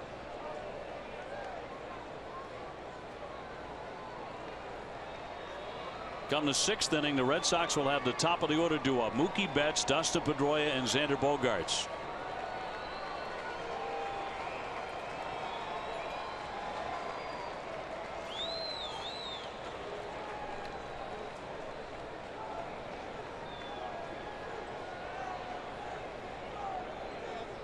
Price is 0-1. Base hit into right field, charged by Betts. They'll throw in and they'll hold the runner at third base, and now they're going to be all loaded up for Escobar. That's the third hit in the inning off of Price. Ron Renneke, the third base coach, understands the reputation of the Red Sox outfielders. You can't run on them anymore. Renneke's holding this runner up, no question about it. Mookie Betts got the ball. Perfect throw to home. He would have been dead at home. Bundy not the greatest, or Bandy not the greatest wheels down there at third base, but now back to Mike Scioscia a moment ago after Marte was caught stealing. Just steaming.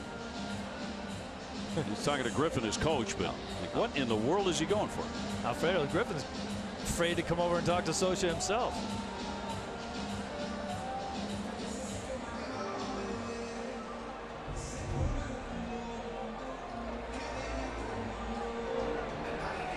So they're all loaded up for Escobar, who's been swinging a hot bat. 342 over his last 63 games, and Price has gotten a big lift because of the base running mistake, but now he has to try and get out of it against the guy really swinging it. He is 0 for 2 tonight, having popped out foul of the catcher. He's also grounded to short, but batting .323. Dangerous guy right now. 1-0 Red Sox. We talked so much at the outset of this game about mislocation for Price. He had been doing such a great job of hitting his spot so far in this game tonight. He drops in strike one. He starts him off with an off-speed pitch at 80 miles an hour. Right on the outside corner. Perfect pitch. Escobar just had a 5-hit game on Tuesday night. Bandy, Petit, and Giavotella loading up the bases, and that's downstairs to even up the count at 1-1.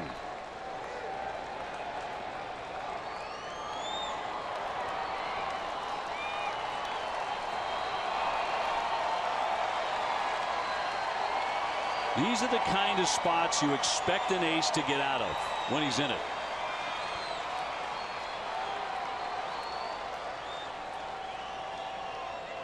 Price himself has talked about letting too many of these situations blow up on him.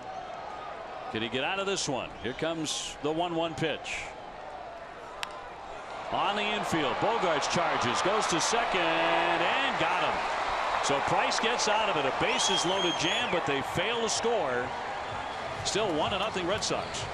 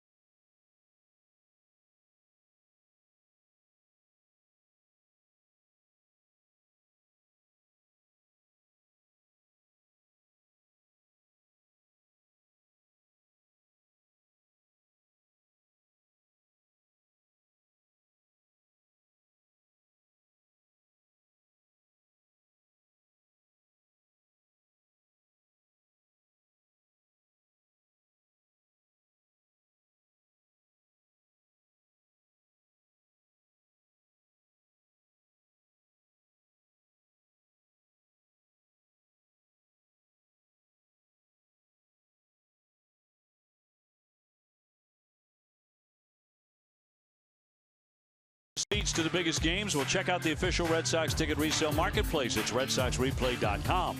The best place for a season ticket holder to sell your tickets when you can't make it to the game. Red Sox still leading at 1-0. David Price very tough there, but the bases loaded. Got the ground ball in the force play to get out of it. He got a big hand on a base running mistake by Marte. He also gave up 3 hits and walked him in the inning and did not allow a run. So he's had a very good night so far. That's where if you're the Angels, you're really kicking yourself saying, how do you not score in that inning? But for David Price, as you mentioned in the break, I mean, he's a guy that's used to getting out of those situations his entire career. They have not come that easily this year. And that's a huge inning for him. Now you got to come out of that inning feeling pretty good about what happened. Carry that on. Still tossing a shutout. Mookie Betts has driven in the only Red Sox run with a sacrifice fly to left field in the 3rd inning that chased in Sandy Leon, who tagged up at 3rd and scored. Excellent pitches here in this sequence. Another good one here. A weak ground ball to short. Bogey takes care of it. The 2-1 breaking ball in there for a strike. Mookie had the RBI triple that tied the game in the 8th inning yesterday. The Red Sox would eventually fall on the Cabrera home run, which went over Mookie's head. He said he was sun blinded for 3 steps as that one is popped foul back out of play. And by the time he found the baseball that went off the top of the right field fence, it was too late. I think Mookie believes that had it not been for the sun, he would have made this play. Oh, I think there's no question about it. He had a good jump on it. He was right there, and when he turned away from it and then looked back up into the sun, that's all he saw was the sun. He's not seeing the ball at this point. He's in trouble. On the top of the fence and gone, what turned out to be a game-winning home run by Miguel Cabrera, who is still a great hitter. And it would have been an unbelievably brilliant catch had he made it. Yeah, no question. Now up to 66 RBIs with that sacrifice in the 3rd inning for Mookie Betts, and the 3-2 from Weaver. Flied into center, routine play for Trout coming in, and he'll make the play. So 1 away. Time now for a game break, brought to you by Jordan's, the furniture store of the Boston Red Sox. Here's our man Adam Pellerin.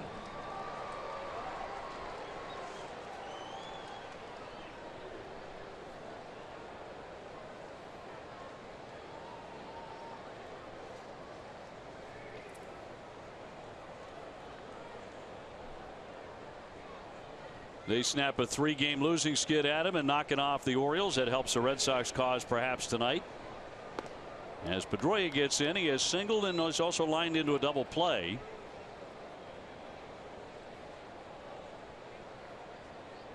Pedroia has now reached base in 31 consecutive games. He ropes that one foul. Hitting in front of Xander Bogaerts, and these are the 2 hottest Red Sox hitters currently in the lineup, back-to-back, Pedroia and Xander. 3rd time through the order now. It might be time for the Red Sox to let Mr. Weaver know that they figured him out. The 33-year-old Californian. He misses down low.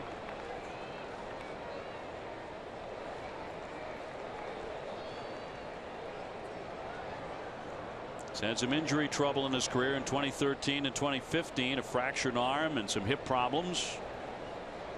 But he's had a very nice career. That one is fouled out of play to the right.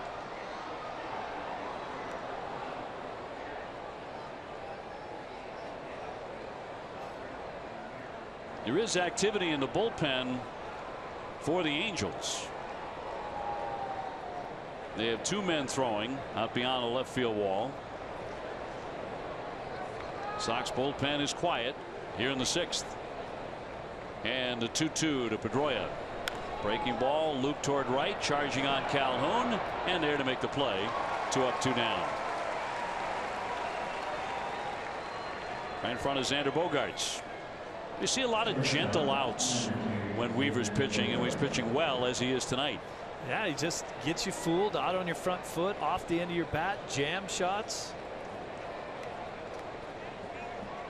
Well, sometimes it can be more fun to watch a guy like Weaver pitch, because you know when he is doing a good job, he's pitching, he's hitting his spots, he's fooling guys, he's tricking you. He doesn't have the ability to just blow you away. No, in fact, when he's in trouble, he throws slower. Yeah, he goes softer. He does. Xander Bogaerts now. Third time tonight for Xander. He has struck out and flied out, 0 for 2. Since the start of last season, as you look at their bullpen, only Jose Altuve has more hits than Xander Bogaerts, and not too many more, about 9 or 10 more.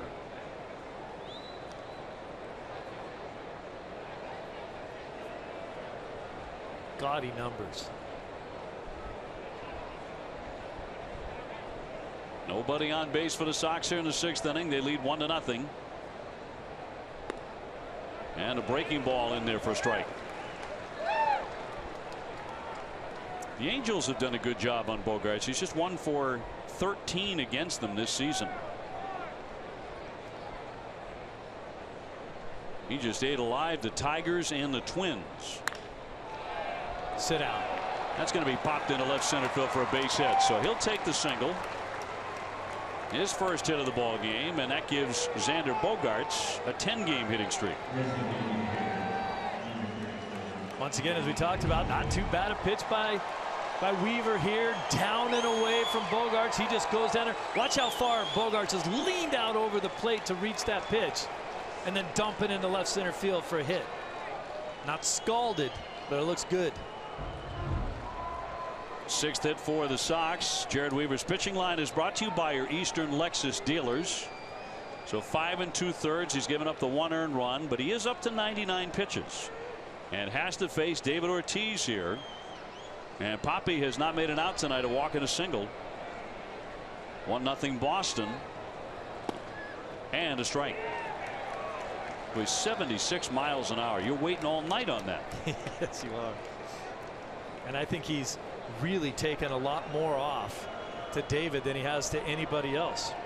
Just flipping it up there.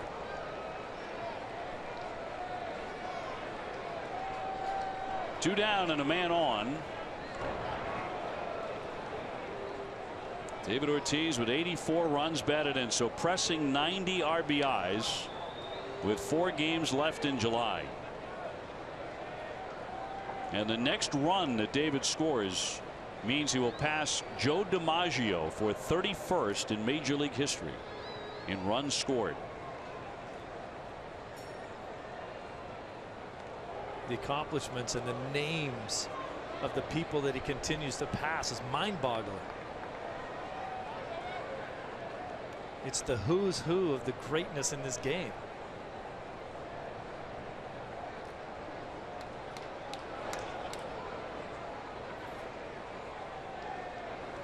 David hitting .326. He backs away. 528 home runs. And 3 of those have come against the man he is facing right now, Jared Weaver.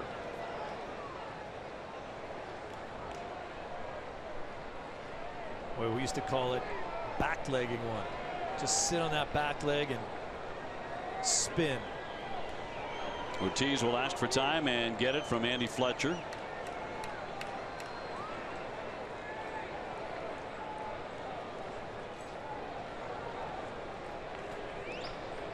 The 6'7" Weaver out of Northridge, California. Runner goes.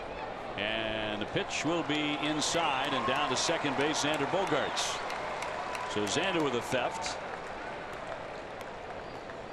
Excellent time to run. We talked about it before. Almost every pitch is going to be a breaking ball. That's what you have to think about.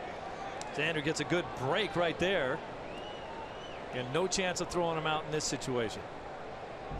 Let's see if they put on David Ortiz now with a base open. And they will. They're going to walk him. And pitch to Hanley Ramirez instead. So this will be an intentional pass. A lot of the Red Sox fans here. And they're a lot more than you might think. They're not happy with this. Red Sox travel very well. We know that. Whoa. Ball 4. Bound by Fenway roots, David Ortiz, 47, and Nesson come together in Big Papi's final season to share stories and experiences with Red Sox Nation. This has been a wonderful series. Visit 47's Instagram to see what we're up to. Here comes Scioscia. That would always make me mad if I was a pitcher. You make me walk the guy intentionally, then you come out and get me. He's a little bit angry. And Scioscia will go to his bullpen. This call to the bullpen is brought to you by Kia, and we'll be back in Anaheim in just a moment.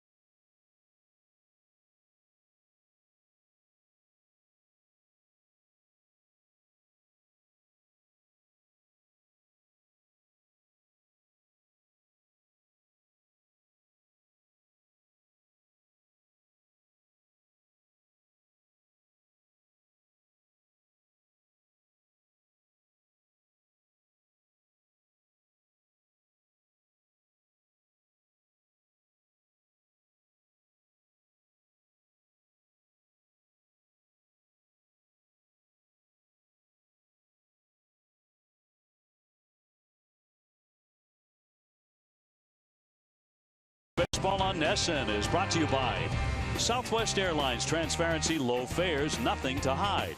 And by buyatoyota.com, Toyota's website for deals. Red Sox with a 1-0 lead and threatening runners at first and second and 2 down. They have knocked Jared Weaver out of the ball game. That'll bring on J.C. Ramirez. 1-0 at .230 earned run average. He has pitched well since they claimed him off waivers from Cincinnati in late June.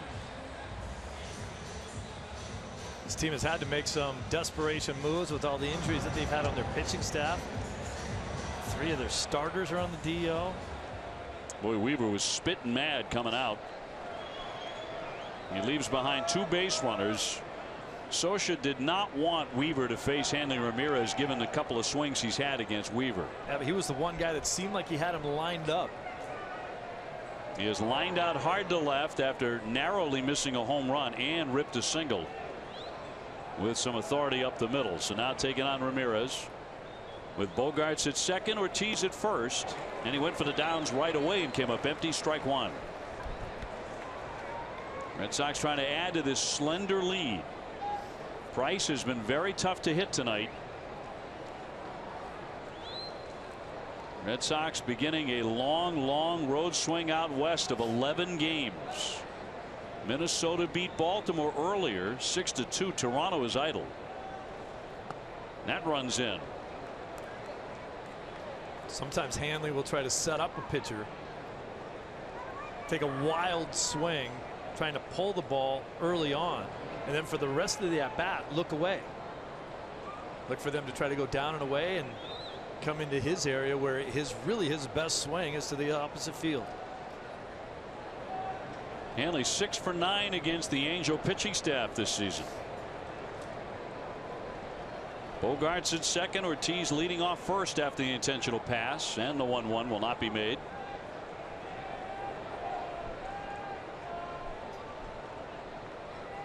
Only a handful of games in the American League tonight. This is 1 of 3. Price looking for a little bit more support here. The 1-1. High fly into left field.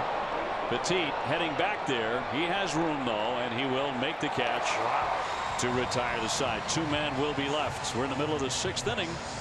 1-0 Boston.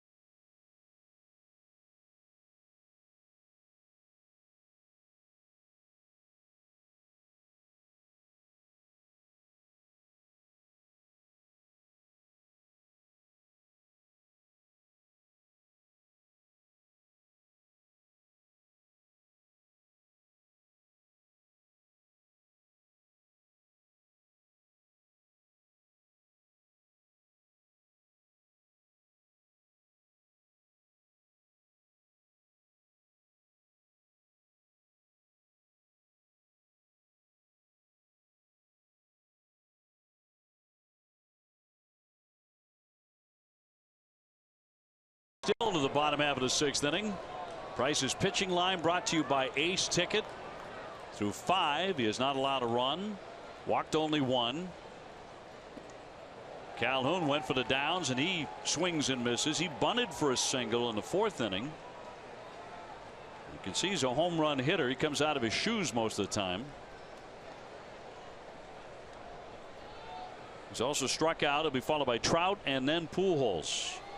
They've really modified that little shift on Calhoun. Not so much anymore.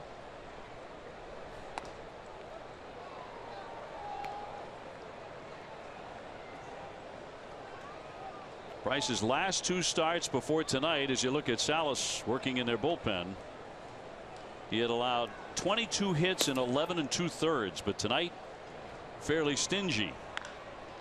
Routine ground ball. Pedroia backs up a bit and throws out Cole Calhoun. So 1 away in the 6th inning. Say hello to the DD Perks loyalty program. It's how Dunkin' shows big time appreciation to its loyal fans with great offers and perks like a free beverage when you join and another on your birthday. Enroll today at ddperks.com or on the Dunkin' Donuts mobile app. The Red Sox run on Dunkin'. They got to hand it to Price so far tonight, and this is where he really earns his money in the later innings. 6th and 7th inning, when the game gets later. He's had good tilt and depth to his breaking pitches today. His fastball's been crisp. He's hit his spots. Trout has grounded out 6-3, and he's also hit into a 6-4 fielder's choice. The 0-1. Fouled back to the screen. You know, he's homered in every American League ballpark except Fenway Park. Let's keep it that way for a while. You're not homer in their trip in early July. With his next home run, though, he becomes the 5th American League player with 5 20 home run seasons prior to age 25. He'll turn 25 on August 7. 0-2. The others, by the way, are Mickey Mantle, Tony Conigliaro, Ken Griffey Jr., and Alex Rodriguez. Good company. There's some Red Sox fans. And the 1-2, he can't do it there. 94-mile-an-hour fastball. Wasn't this the home of the original Thunder Sticks? Yes. Didn't they start it here? World Series. I don't think that's the way they're meant to be used. Mom's going, oh my She's God. just trying to get out of the way. What did I do with these things? 2-2. That'd be my mom. Only there'd be 4 of us. Yeah. Just stepping out of the way and let you guys just wail away on each other. Just go at it. Lost his weapon. And round 2. I love. She is so patient. She wants to watch the game. The 3-2 to Trout.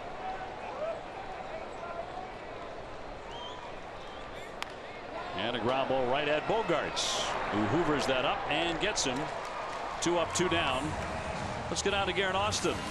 Thanks, OB. You guys were talking about the weather, and the last time the Red Sox were in town, it was pretty memorable. It was July 19th, 2015, and it was the first rainout they'd had here at Angel Stadium in over 20 years, and it was the first rainout that they had ever had in July. The game was postponed. They had a doubleheader the following day, but guys, this is Southern California, and the drainage system is not that great, so they had to bring in the police helicopter to blow dry the field. And guys, coincidentally, with the Red Sox in town, the Angels are giving out umbrella hats on Sunday.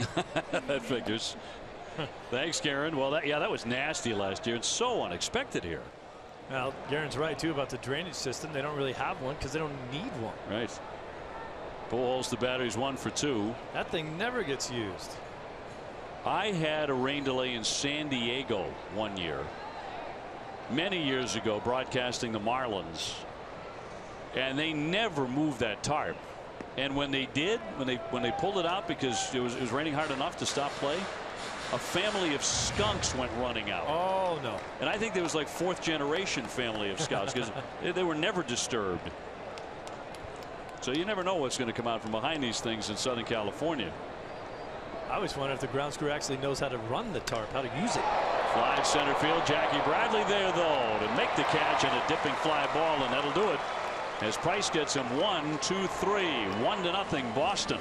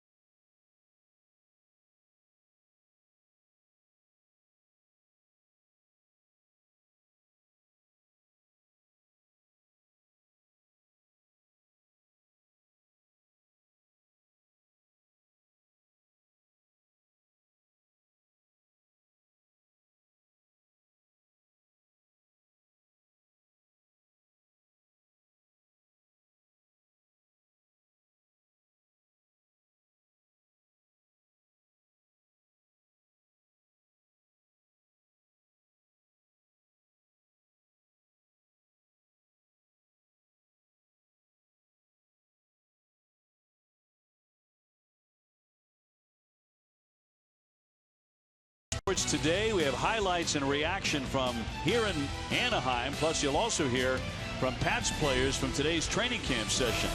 That's tonight right after the game on NESN Sports Today, presented by People's United Bank. Steve Lyons, Dave O'Brien, and Garrett Austin alongside here from Anaheim. But the Red Sox still lead it 1-0. Trying to take game 1 of this road trip, this all-important road trip. Fernando Salas out of the bullpen now, the right-hander for the Angels. He comes in with a 3-6 record. Home runs have been a bit of an issue. He's allowed 8 of those in 44 1/3. Jackie Bradley steps in and looks at a strike. This is a guy that they use a lot. The most appearances of anybody on the team in the first half of the season, 41, which means that he's in almost every other game. 0-1 waved at and missed. A 92-mile-an-hour fastball. Jackie with a strikeout. He's also hit into a 4-6-3 double play. Coming off a solid homestand. He went 12 for 33 on that. Knocks a foul out of play. Ace Ticket is Boston's trusted source for Red Sox tickets with the best seats at the lowest prices. Ace Ticket has the biggest selection of tickets from bleachers to boxes. Visit aceticket.com or call 1-800-MY-SEATS. Into the dirt to make it 1-2 on JBJ. Jackie with 16 home runs. We were talking about it earlier that, you know, in this modern age with iPads and iPhones, everything, communication is instant and seamless, as this one is topped up the first base line, snagged by Marte, and he'll tag out Jackie Bradley. But you know, we kind of go the old-fashioned way in our booth. Alan, our stage manager, this is how he gets me the announcements. And then he picks on Steve.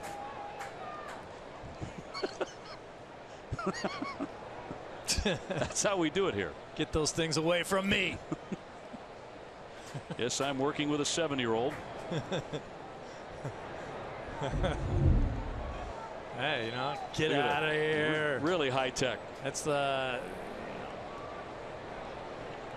What are you grabbing with those things? Swinging a line drive, and that's going to be into the alley out in right center field. But Travis Shaw will be content with a base hit. So 1-out single. He's on for the first time tonight. The Red Sox with their 7th hit in front of Sandy Leon. Red Sox trying to put something together against the bullpen of the Angels after knocking the starter Weaver out in the 6th inning. Sandy with a base hit, and he has scored the only run in the game. He was driven in by Mookie Betts on a sac fly in the 3rd. We're in the 7th now. Red Sox playing their 100th game of 2016 here tonight. See if the back half of this order can get things going for him to flip it over to the top. Leon and Holt. 0-1.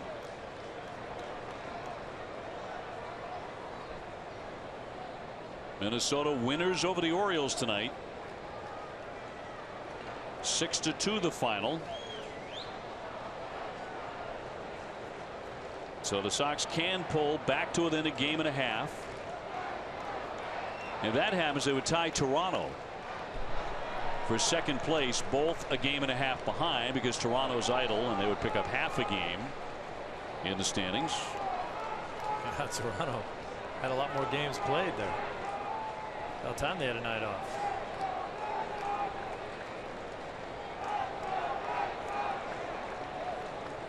Brock Holt on deck. And Leon will get time here from the home plate ump Andy Fletcher. Southern California at night can be very tough conditions to hit in, because the ball does not carry much.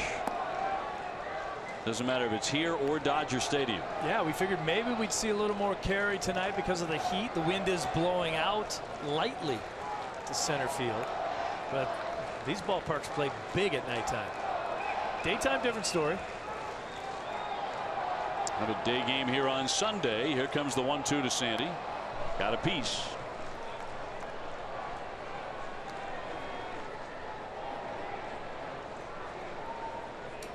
Red Sox will have games on this trip, 3 of them at Dodger Stadium.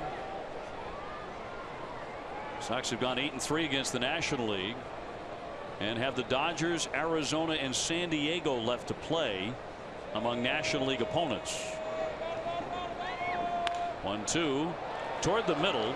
Weird play. The flip got the out there, back to first, but not in time. Very athletic play up the middle to get an out, and there are 2 away. That was something to see. You see Simmons, the shortstop, having to come all the way back across because of this shift. Look at where you have to come as a second baseman to come and make that play. No chance at turning it over. Simmons with the flip. Giavotella all the way from his position on the shift to get all the way back to second base to cover, just to turn it over. Sends up Brock Holt, who has singled and lined to the second baseman. So twice he's hit the ball pretty hard. And he looks at a pitch inside and down low for ball 1.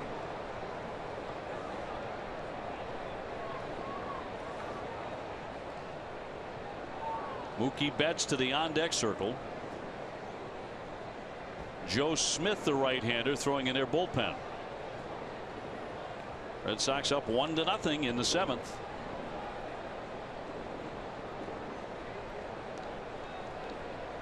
Trying to shake off a disappointing homestand. That drifted away. 2-0. You know, Dave, I think you're going to start to see teams shift less and less. I think hitters are getting better at beating it. I think that when you look at a lot of the plays that happen, sometimes you're like, well, if we weren't in a shift, we'd have come out better. That was probably a double play ball if you're not in a shift.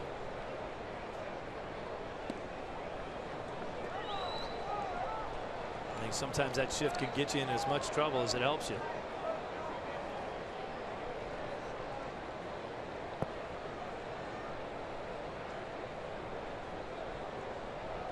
Leon, the runner at first base with 2 down. A 3-0 pitch now to Brock Holt. And he zips it in there for a strike. Ichiro is what, like 1 hit away from 3,000 now? Playing with the Marlins. Is that where he is now? I think he's close to within 1. Amazing.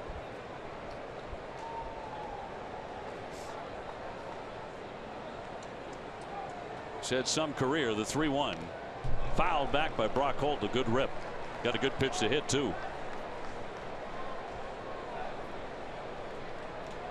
Oh, you remember when he came to the United States, when he came from Japan and started playing with Seattle. You remember what an incredible first several seasons he had. Remember he had 262 hits one year. Won Rookie of the Year and MVP in the same season. Yes, of course, he did. That's the only way you can do that. You can't win Rookie of the Year in your second season. You can only win it once, Steve. Yeah. You add the MVP to that on the same season. Pretty darn good. Runner goes 3-2.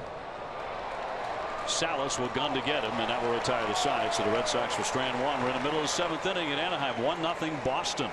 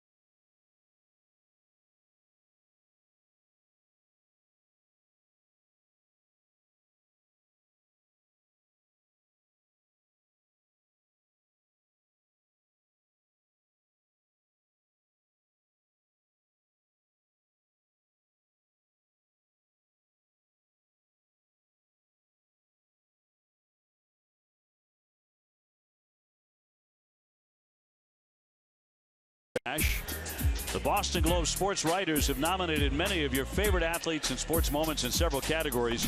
Cast your vote now at theglobies.com. The Globies are presented by Mercedes-Benz. Bottom of the 7th inning here in Southern California. Red Sox leading the Angels 1-0. David Price has been excellent tonight. He has scattered 6 hits. He'll get Marte, Simmons, and Bandy in the 7th. And he fires in for strike 1 on Marte. Last time up, though, Marte really helped out Price in the Red Sox. He was at second base with 1 down. Red Sox had 1-0. And he tried to steal third rather inexplicably. And he was thrown out by 5 feet. And I'm not sure Mike Scioscia has looked at him since. Sent him back up there again, though. Yeah, that was just not a smart play. Scioscia wasn't too happy about it. Next hitter banged one up the middle for a base hit. 1-1. So Price ahead, 1 ball and 2 strikes. Here's that play in the 5th inning. Didn't even really have a great jump. I don't know what he was thinking about. He's out by a long ways. Bandy was on first. He didn't know he was going. Alfredo Griffin trying to explain it, but he can't. It's a tough spot for a coach, trying to explain something that is not really explainable. Mike, you know, I don't know why he went. Alfredo's such a good guy, too. You see how wide his eyes were, like, oh my gosh, I'm in trouble here. Someone's in trouble. Simmons on deck. And Price home with a 1-2 pitch. Nubbed along the first base line, charged by Hanley Ramirez. That'll be an easy out. 1 away in the 7th. First baseman unassisted. It has not been a big strikeout night for Price. He got Calhoun in the 1st inning. Giavotella in the 3rd inning.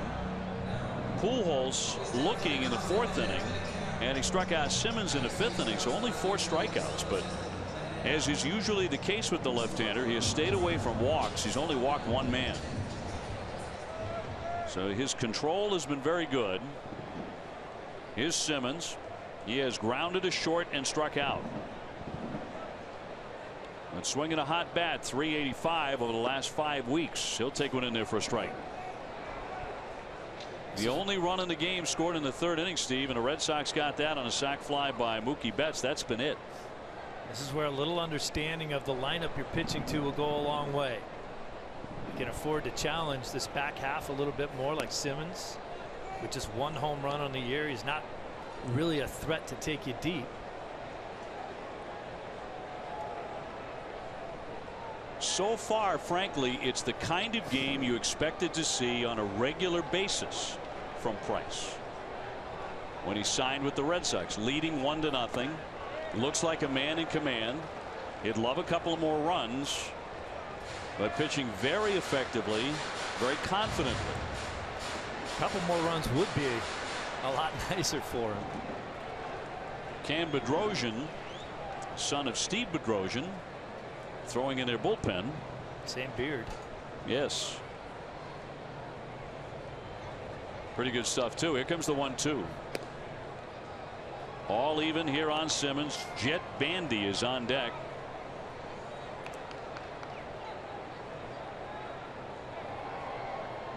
The Angels have not had a ton of scoring chances. They've only left 4 men on base all night. Price trying to get his 2nd out in the 7th. Here's 2-2 coming. And it's in there for strike 3. 93 miles an hour.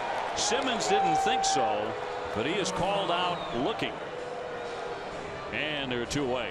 Good pitch once again for Price. If he's going to miss, he wanted to miss in. He went right in on that corner. Good frame job right there by Leon.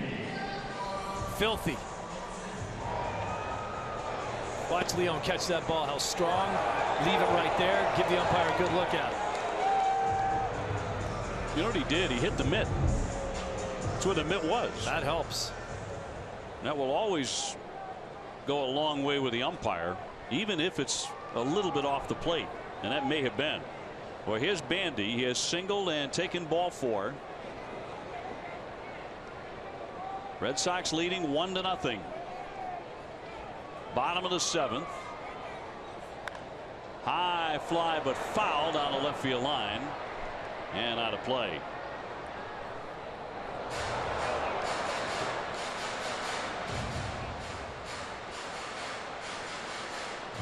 Tomorrow at 9, don't miss Red Sox first pitch, presented by Joseph Abboud, available at Men's Warehouse. Adam Pellerin and Dennis Eckersley will analyze the Sox needs heading into the trade deadline. Dave Dombrowski, Mike Hazen. They're analyzing the team's needs as well. Most of the Red Sox front office is here and has made the trip to Southern California.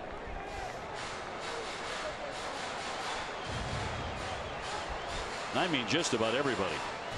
One of Price's most dangerous weapons tonight, especially to the right-handers, as you look at the Red Sox brass there in the owner's booth, is this pitch down and into the righties. But problem with that is that's where Banny likes the ball, down and in. So you may have to revise what you're thinking about to get him out. We go to the 8th inning. The Red Sox will have the top of the order up. It'll be Betts, Pedroia, Bogarts, and then if anybody reaches, David Ortiz.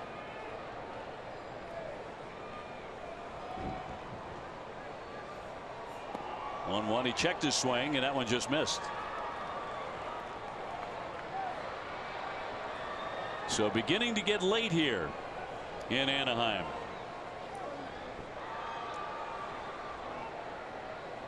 Which, depending on when you join the traffic, could be what, 40 minutes from downtown LA or 2.5 hours from downtown LA. Maybe even longer. The 2-1. A strike. You know this area very well. Yep. So when I leave the hotel to go to Los Angeles, which highway am I taking? Well, from over here, you're gonna have to get on I-5, or you want to get over the 405, but you really don't want to be on the 405. You don't want to be on the 405. You don't want to be on the 405, so you go to 110 straight into LA. 110 straight, and a comebacker. Right there is Price. Just stay off the 405, folks. Here's your advice for the night. 1-2-3 they go for the second consecutive inning. Still 1-0 Boston.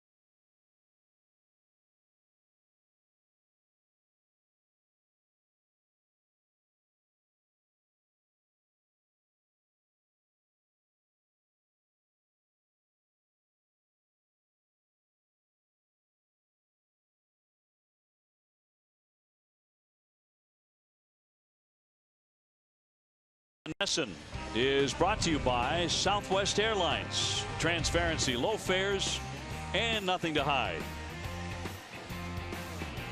Red Sox in the lead here, 1-0. Getting to the late stages. We're going to the 8th. It'll be Betts, Pedroia, and Bogarts. So if I'm going to LA, I stay off the 405. What if I want to get over to like Manhattan Beach? Oh, well, then you kind of do have to get on the 405 to go to Manhattan Beach. There we go. Oh, you can go 110 to the 105 and cut all the way across, so you'll be better off that way. You want to go that way and straight into the water. And if I do that, I won't hit any traffic.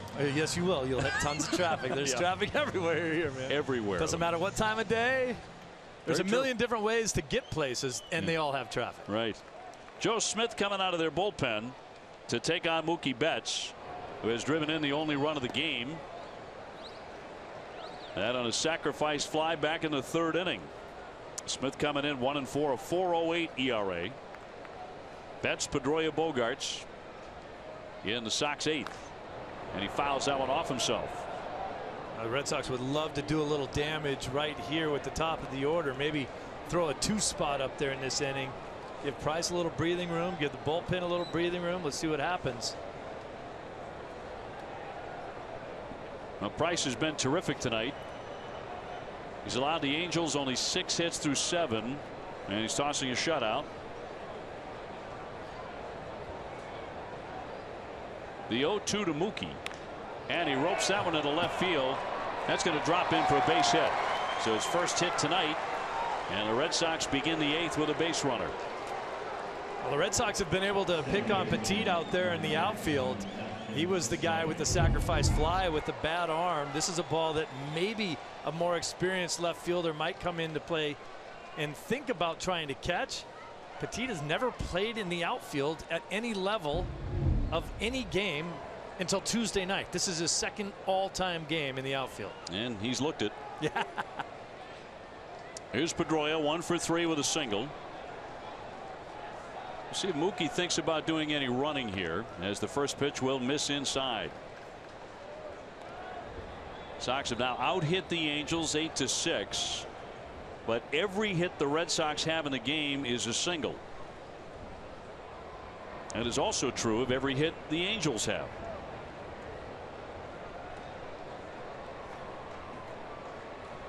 Joe Smith has a very funky delivery out of his stretch. Kind of hesitates with that left foot, picks it up, puts it back down, and then delivers the pitch. Almost loads up on it. And they've got it picked off. Mookie trying to get back. Simmons running at him. The tag, and he is out. So Betts erased as he is picked off. We had a pretty good view of Smith's left foot too, and it did kind of look like he picked it up and then picked him off. Could almost understand how you can get picked off in that situation. It almost looked like a balk to me. Let you pick his foot up and then turn and throw. Seems to me you're not supposed to be able to do that.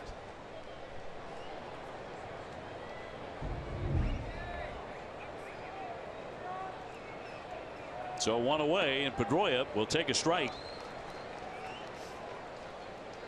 Smith's a pretty cagey guy. Apparently a pretty good basketball player too. He attended a Golden State Warriors practice with some of his Angel teammates back in April, and he defeated 2-time NBA MVP Steph Curry in a shortened game of horse, which was pig, P-I-G. Oh, pig, there you go.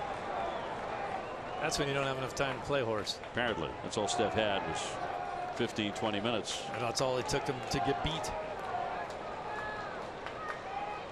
1-2. Poke foul out of play to the right, and a nice catch made by a young fan. Take a bow. Take more than one. This is where Mookie might have gotten messed up a little bit with Joe Smith's delivery. That left foot, a lot of extra movement before he delivers a pitch. Bounding ball to the second baseman, Giavotella. 2 down here in the 8th inning. You know, Speedway is proud to be New England's first choice for value and convenience, and for every Sox home run this season, Speedway donates to Boston Children's Hospital. All summer long, stop by a Speedway and get any size fountain or frozen drink for just 69 cents.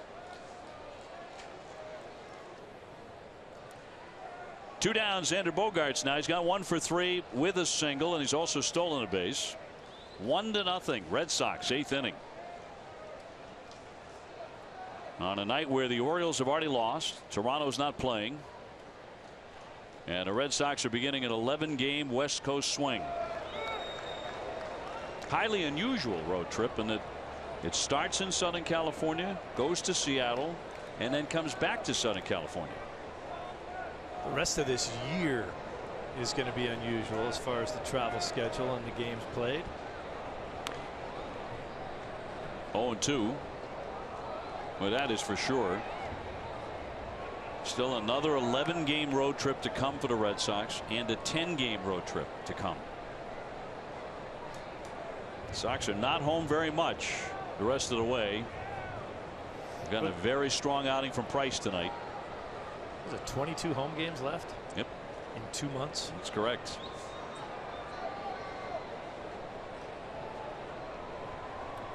Smith with the 0-2.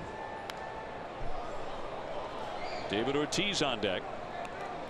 I don't know if you believe in a little bit of an omen, but that last ball that Bogarts fouled off, it went right to Pujols on the bench for the Angels. He grabbed it, turned around, threw it into the stands, and a kid with a Bogarts uniform caught it. And Bogey's at the plate. Yep. Maybe good things will happen. Karma. We shall see. He's down 2 strikes. Swung on a foul tip that he's barely alive. And Xander hangs in.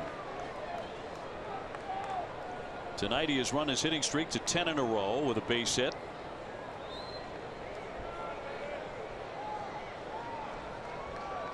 Does have 12 home runs on the season. Looking to get this inning to David Ortiz, who's waiting. Going away from him. Routine ground ball to Simmons, who will throw on to get him, and that's all for the Red Sox. We go to the last half of the 8th inning, 1-0. The Red Sox leading. Price back onto the hill.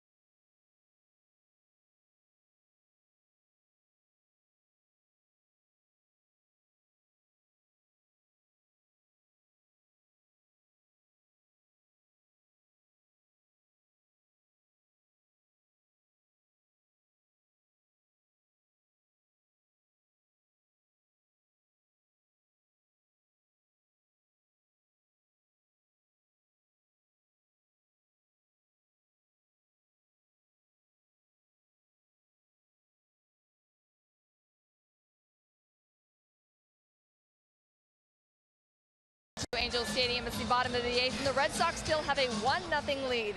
The trade deadline is coming up on Monday afternoon, and NESN has you covered. Tom Caron will host a live 2-hour trade deadline special starting at 3:30. And guys, I was talking with Travis Shaw about this earlier, and he said you can't listen to all the talk. Trades will be made. You just got to focus on what you need to do. Well, that's it, right? They're all saying that. They're all saying one day at a time. That's exactly what Dustin Pedroia said about this road trip. He's not even looking at the schedule. Says, I know there are 162 on there, Petit leading off here in the last half of the 8th inning as he loops a foul out of play. 1-0 Red Sox. Obviously, it might be a little more disheartening for some of the guys that keep hearing their names as potential trades. Other guys don't really worry too much about it. They never hear their name. Hey, I'm not going anywhere. I'm staying here. I mean, there's nobody on the Red Sox really, as far as the roster that's assembled, who could say they're hearing their name very much, right? Nope, not at all. You are, however, hearing a lot of names, pitching names on other ball clubs coming our way. We shall see. Meantime, Tazawa gets ready in the bullpen.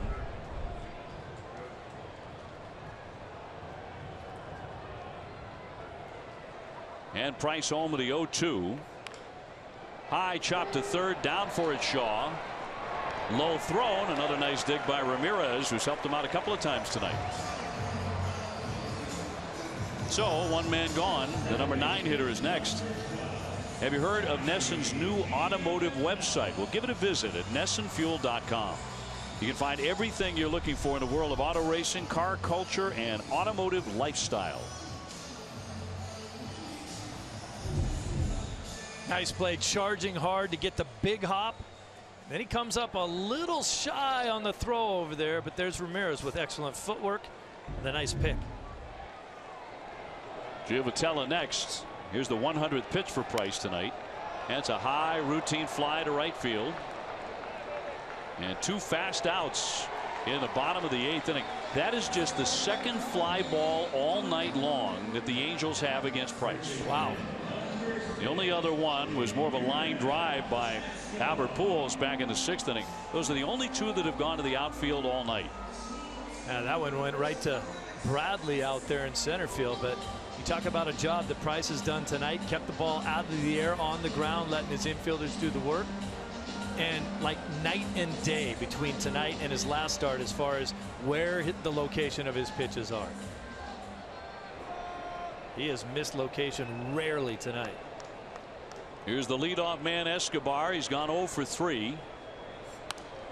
Goes after the first pitch and knocks a foul. CVS Health is a proud supporter of Stand Up to Cancer.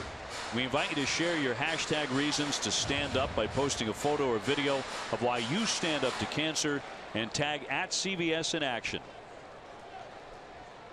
Red Sox ahead 1-0 in the 8th inning.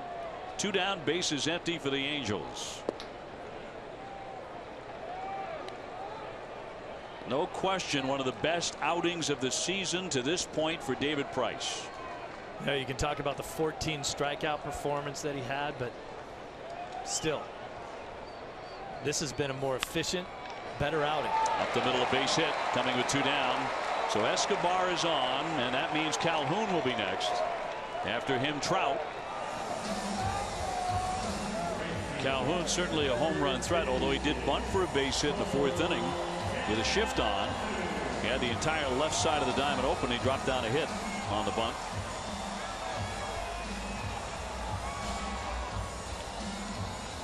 Calhoun with 10 home runs, 26 last year.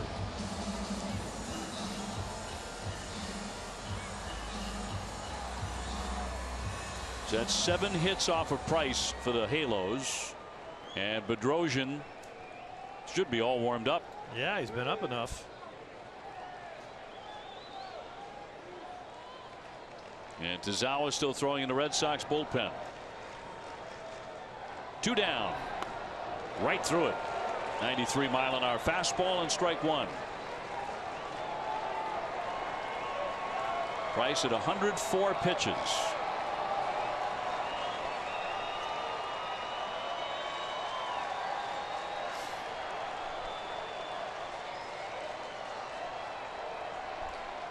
Escobar on at first. And the 0-1 to the lefty hitting slugger. Fastball away. Oh, that's nice. He missed with it. See, but that's fine to me. That's what he has to do. If he's going to miss, you got to miss away, miss off the plate. Don't miss out over. We've seen too many outings of him where he's missed out over the plate. That's a pitch that's enticing enough to swing at. You can get a called strike out of it. but you can't get hurt with it. The lefty's 1-1. He went for it and missed it. 1 ball, 2 strikes. Calhoun never gets cheated. Calhoun looking fastball, and he got it, just couldn't square it up. Now Price has a lot of weapons he can go to. You might think about burying that slider down and away from Calhoun. Let him take that same big swing on a pitch that he can't reach. Also has that changeup.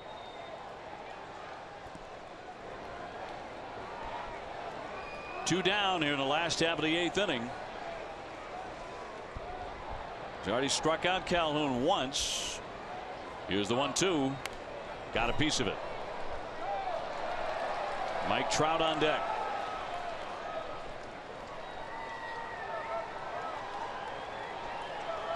It is not a comforting thought. No. Good time for Leon to go out there and talk to him a little pep talk. Last 2 pitches, very hittable for Calhoun. He missed them both.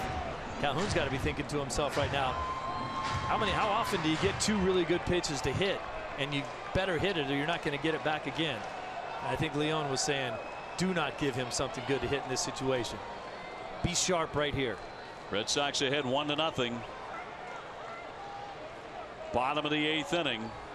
Price trying to put away Calhoun and keep Trout in that on deck circle. With a runner at first, here it comes, and he wouldn't chase it. The Red Sox will have due up in the 9th inning. Ortiz, Ramirez, Bradley.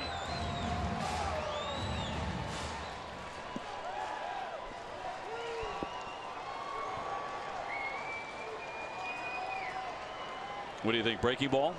I'd like to see him throw that slider down and away. He's gone mostly hard stuff. Fastball away. 2-2 coming. And he got him. He struck him out at 94 miles an hour. Price has been outstanding. 1 man left. We go to the 9th. 1-0 Boston.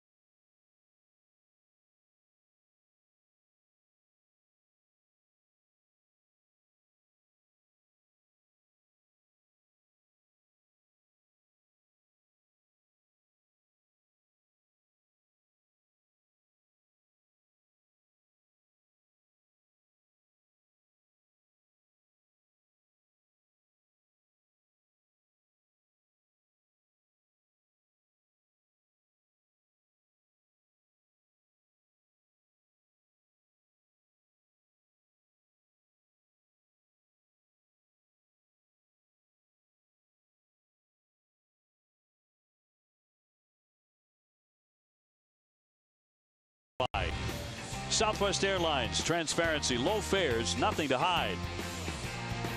To the 9th inning, the Sox are leading it 1-0 here against the Angels in game 1 of an 11-game West Coast swing. Here's our game summary. It's brought to you by Xfinity. Price has been terrific. 8 innings, 1 walk, 6 Ks, no runs. The only run in the game on a sacrifice fly from Mookie Betts. The Angels are going to bring on their 4th relief pitcher because Weaver was knocked out in 5 2/3 innings. That'll be Cam Bedrosian, who's been very tough. 1-0, a 0.97 earned run average in 41 appearances and a lot of strikeouts. He is nasty. David Ortiz, first man in, and Poppy takes a ball. He has walked, singled, and walked again. The last one an intentional. 1 run on 8 hits for Boston. No runs on 7 hits for the Angels. Price has gone well over 100 pitches. So John Farrell has the current closer, Brad Ziegler, throwing in the bullpen. Gave up a home run, of course, to Miguel Cabrera in the 9th inning yesterday, and he was stunned that got out of the ballpark. Yeah. The 2-0. Popped him up sky high. Escobar there into shallow left to put it away. 1 man gone in the Red Sox 9th. Don't miss Dining Playbook every Saturday morning at 9 in Essen. Billy Costa and Jenny Johnson take you on a journey at the intersection of where sports and dining meet. Dining Playbook on Nesson, driven by your New England Chevy dealers. And now Hanley Ramirez, who has gone 1 for 3 with a base hit. And he's hit the ball hard a couple of times tonight. He has also made a number of really nice plays at first base to help his teammates on low throws. Of course, he's coming off a marvelous homestand. Saw him hit 5 home runs and drive in 12. He was really upset in his first at bat when he drilled a ball to left center and they were playing him over there. Another run would be most welcome by Mr. Price and Mr. Ziegler. And the 1-0 out in front. 85 miles an hour. And the count 1-1 on Hanley Ramirez. We haven't seen the hat fly off of Hanley all that often this year. It used to happen almost every swing. I think maybe the longer hair keeps the hat on.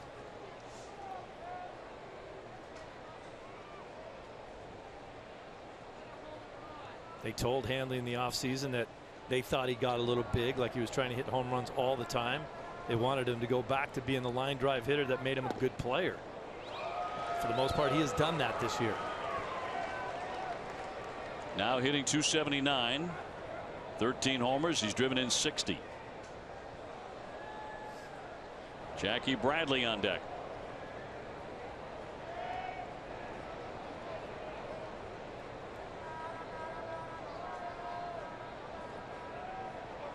Bedrosian's 1-2, and he got a piece of that.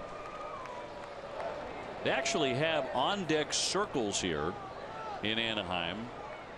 Those have long since disappeared at Fenway. And it was right after Jason Varitek, chasing a pop-up, slipped and fell on one of those because they can get very slick. Yep. And fractured his elbow. And the next day, those disappeared forever. Especially if you're one of the guys that wears those rubber molded cleats. Those cutouts for the on deck circle are rubber, and you can slip and slide on them. Swung on and missed, and down he goes, strike 3. So Hanley fans, and they're 2 away. Tomorrow at 9:30, don't miss Red Sox Game Day Live, presented by DCU. Adam Pellerin and Dennis Eckersley preview Rick Porcello's start tomorrow against the Angels. They'll go in 13-2. DCU is Digital Federal Credit Union. What can DCU save you? Jackie Bradley now. He's gone 0 for 3. A strikeout, a double play ball, and a grounder to first. 1-0 Red Sox. It's been that way since the top of the 3rd inning. And zipped in there for a strike. Certainly has been a very well pitched game. No question about that. Weaver did it one way with a lot of slop. And then Price did it with pinpoint control. Now Ziegler is warming and has been for some time in that bullpen. Do you think Price is done for the night? I would think so. I wouldn't think that Ziegler would keep pitching out there if he wasn't coming into the game. Because if Price was going to go back out, Ziegler would have plenty of time to get himself warmed and ready if Price got himself in any trouble. Now, speaking of warm, a very warm night here in Southern California. And Price was up there around 110 pitches. But that foul ball got into the dugout of the Angels very quickly. Excellent outing by Price, no question. He was outstanding, if in fact he is done. Get expert emergency care without leaving the ballpark at the Beth Israel Deaconess Medical Center First Aid Station, located behind Section 12 on the lower concourse. Visit bidmc.org. You would think that David Price did enough tonight. So now it'll be up to Brad Ziegler to lock it up. Looking at a 1-0 Red Sox victory as it is fouled away by Jackie Bradley. And due up in the bottom of the 9th inning for the Angels, Mike Trout, Albert Pujols, and Jeffrey Marte. So stay where you are. If you've hung in there this long back home in New England or wherever you're watching, but given the hour, it's 1 o'clock in the morning East Coast time. Thank you. Hang in a little bit longer. Why does it always seem when you're in a game like this and you come into the 9th, you are going to face the best of the best on the other team? 1-2 on Jackie. Red Sox have been unable to provide David Price any additional wiggle room after that 1 run in the 3rd. Travis Shaw is on deck.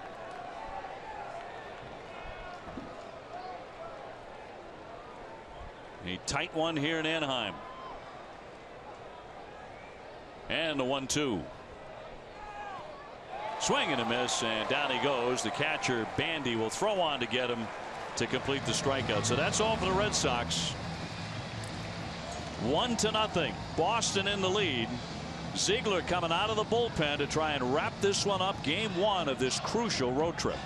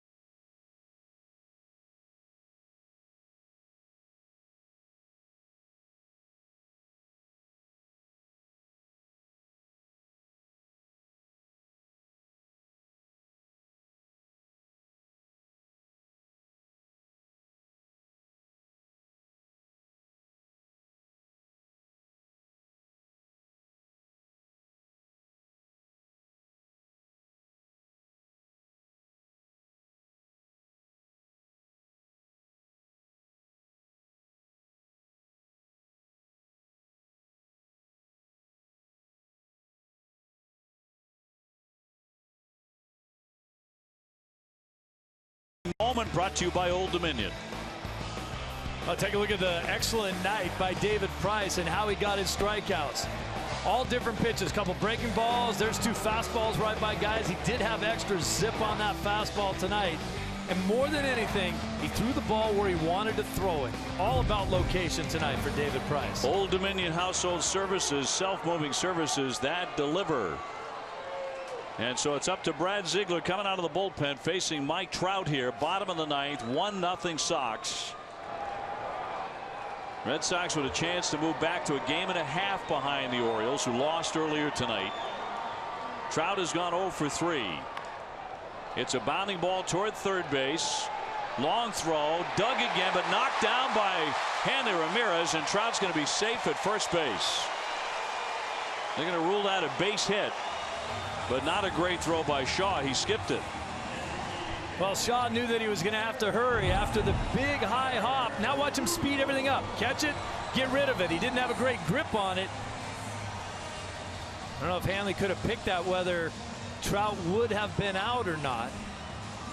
You see, he had to wait for that big hop to come down. A big guy who really can haul up that line and rules himself safe, and he was. So the leadoff man is on, and Pujols, the batter, he's gone 1 for 3 with a single. Ziegler, of course, coming off a loss yesterday against Detroit. The runner goes, and it swung on a chopped foul. They had Trout in motion. Well, that's strictly because Ziegler's pitching.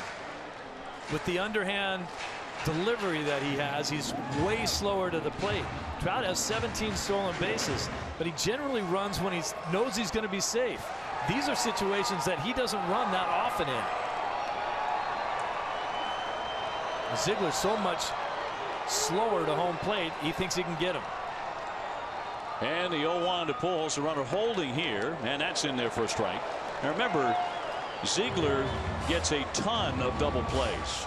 That is his stock and trade, and Pujols is an easy guy to double up. If he hits it on the ground right at somebody, it's over as far as the 2 outs to go. And Red Sox right now with a 1-0 lead, and nobody out. Line in the left. Holt coming on. It's going to drop in for a base hit. Trout into second. He will stop there. Back-to-back singles. And suddenly a runner in scoring position, representing the tying run. Well, you wonder about pitch location right there with 2 strikes. Too good a pitch to hit there when you have other options. So Ziegler suddenly in trouble and facing Marte, who's gone 1 for 3. Trout down to second. And nobody out.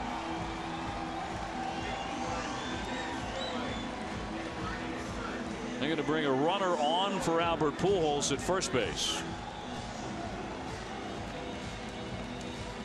And that'll be Choi to run for Albert.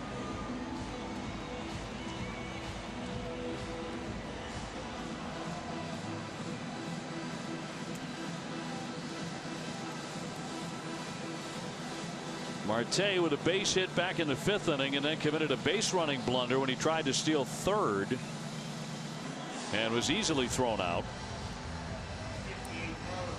So he looks to atone for that.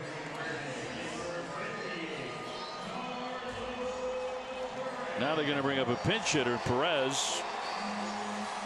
Carlos Perez to step in and hit for Marte.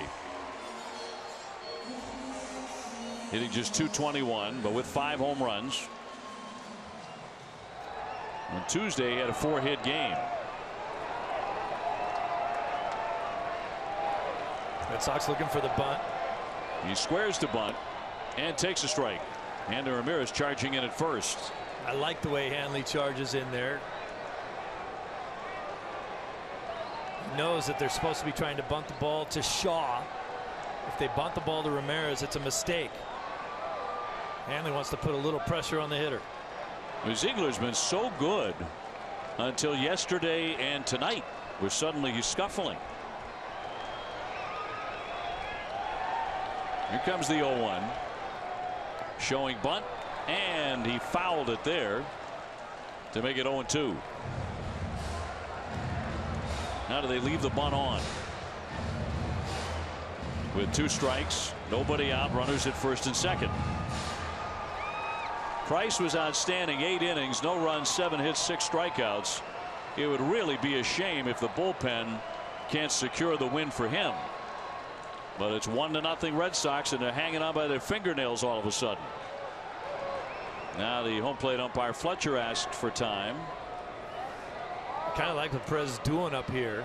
He's squaring around early. If you put a guy into bunt and he's got 2 strikes, you might as well leave the bunt on. But if he decides not to bunt, he's going to show everybody that he might. He could still pull the ball back and swing, or pull the bat back and swing. But he's again. Oh, but he missed it, and that is strike 3. They left it on, and he missed it, and he fans, and that's a giant out. So bad job. Bad job bunting for sure. Big break for the Red Sox. I can tell you that as a right-handed hitter, it's tough to bunt a guy like Ziegler coming from down under like that. But he's showing bunt all the way. He's squared around and then jabs at the ball. Bend your knees a little bit farther. It's not a strike, number 1. So Ziegler with a chance to end the ball game with a double play. And he leads all major league relievers in getting his opponent to ground into double play since 2008 with 108 of them. He's got Trout at second, Choi at first, Simmons the batter, and he's gone 0 for 3 with 2 strikeouts and a grounded to short, and the Red Sox would certainly take that grounded to short once again right here. On a base hit will score Trout. Red Sox outfielders have to play a little bit deeper because they can't afford a gapper and have Choi score from first. Game's over if that happens. 1 man out, and the first one is downstairs for ball 1.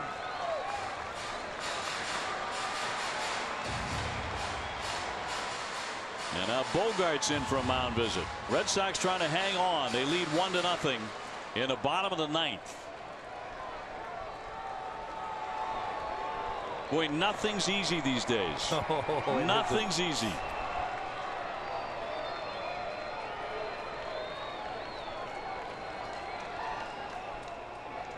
And the right-hander's 1-0 pitch.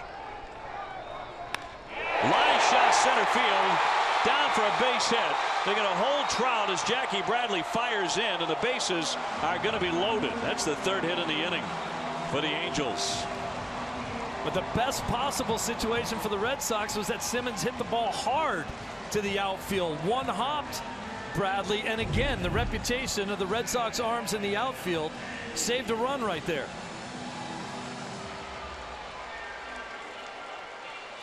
So Bandy's scheduled to hit next. Looks like they're pulling him back. And Socha will go to his bench. They're all loaded up with 1 down as Trout hit the brakes. Looked like he may have twisted his ankle a little bit there. Rolled it over a little.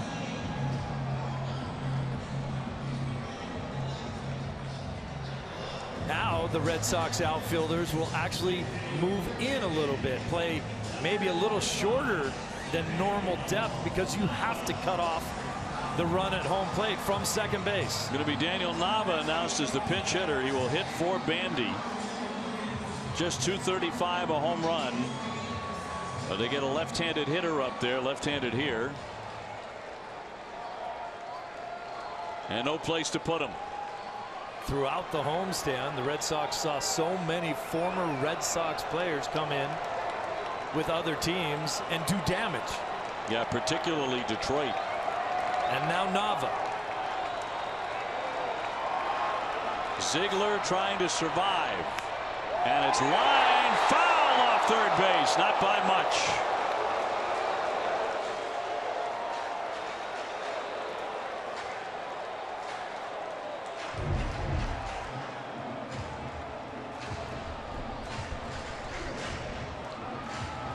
It's kind of an excuse me swing by Nava. So close down the line. That nearly ended the ball game. The Angels now in front in hits 10-8. 3 of them here in the 9th. 1 man out. Trout at third, Choi at second, Simmons at first. And a ground ball the other way, but foul. And now it is 0-2 on the former Red Sox outfielder Daniel Nava. These are amazing situations in baseball games where a base hit could win it for you. A ground ball at a middle infielder could lose it. And everybody on the edge of their seats. 2 strikes on Nava.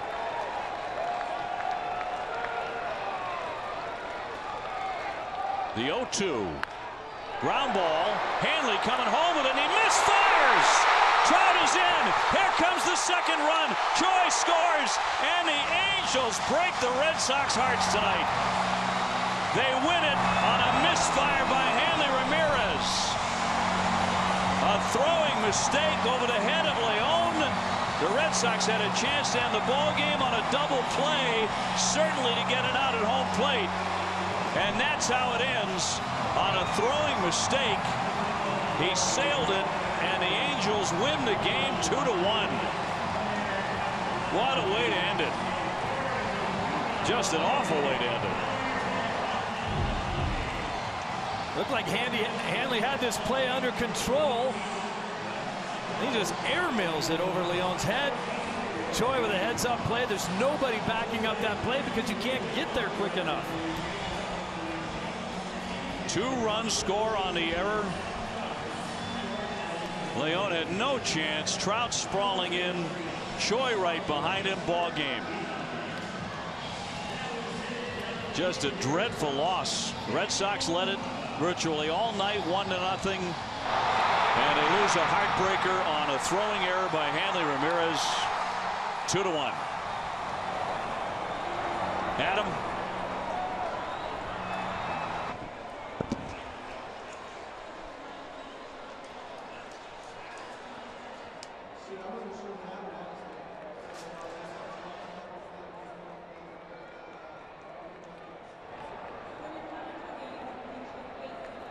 Always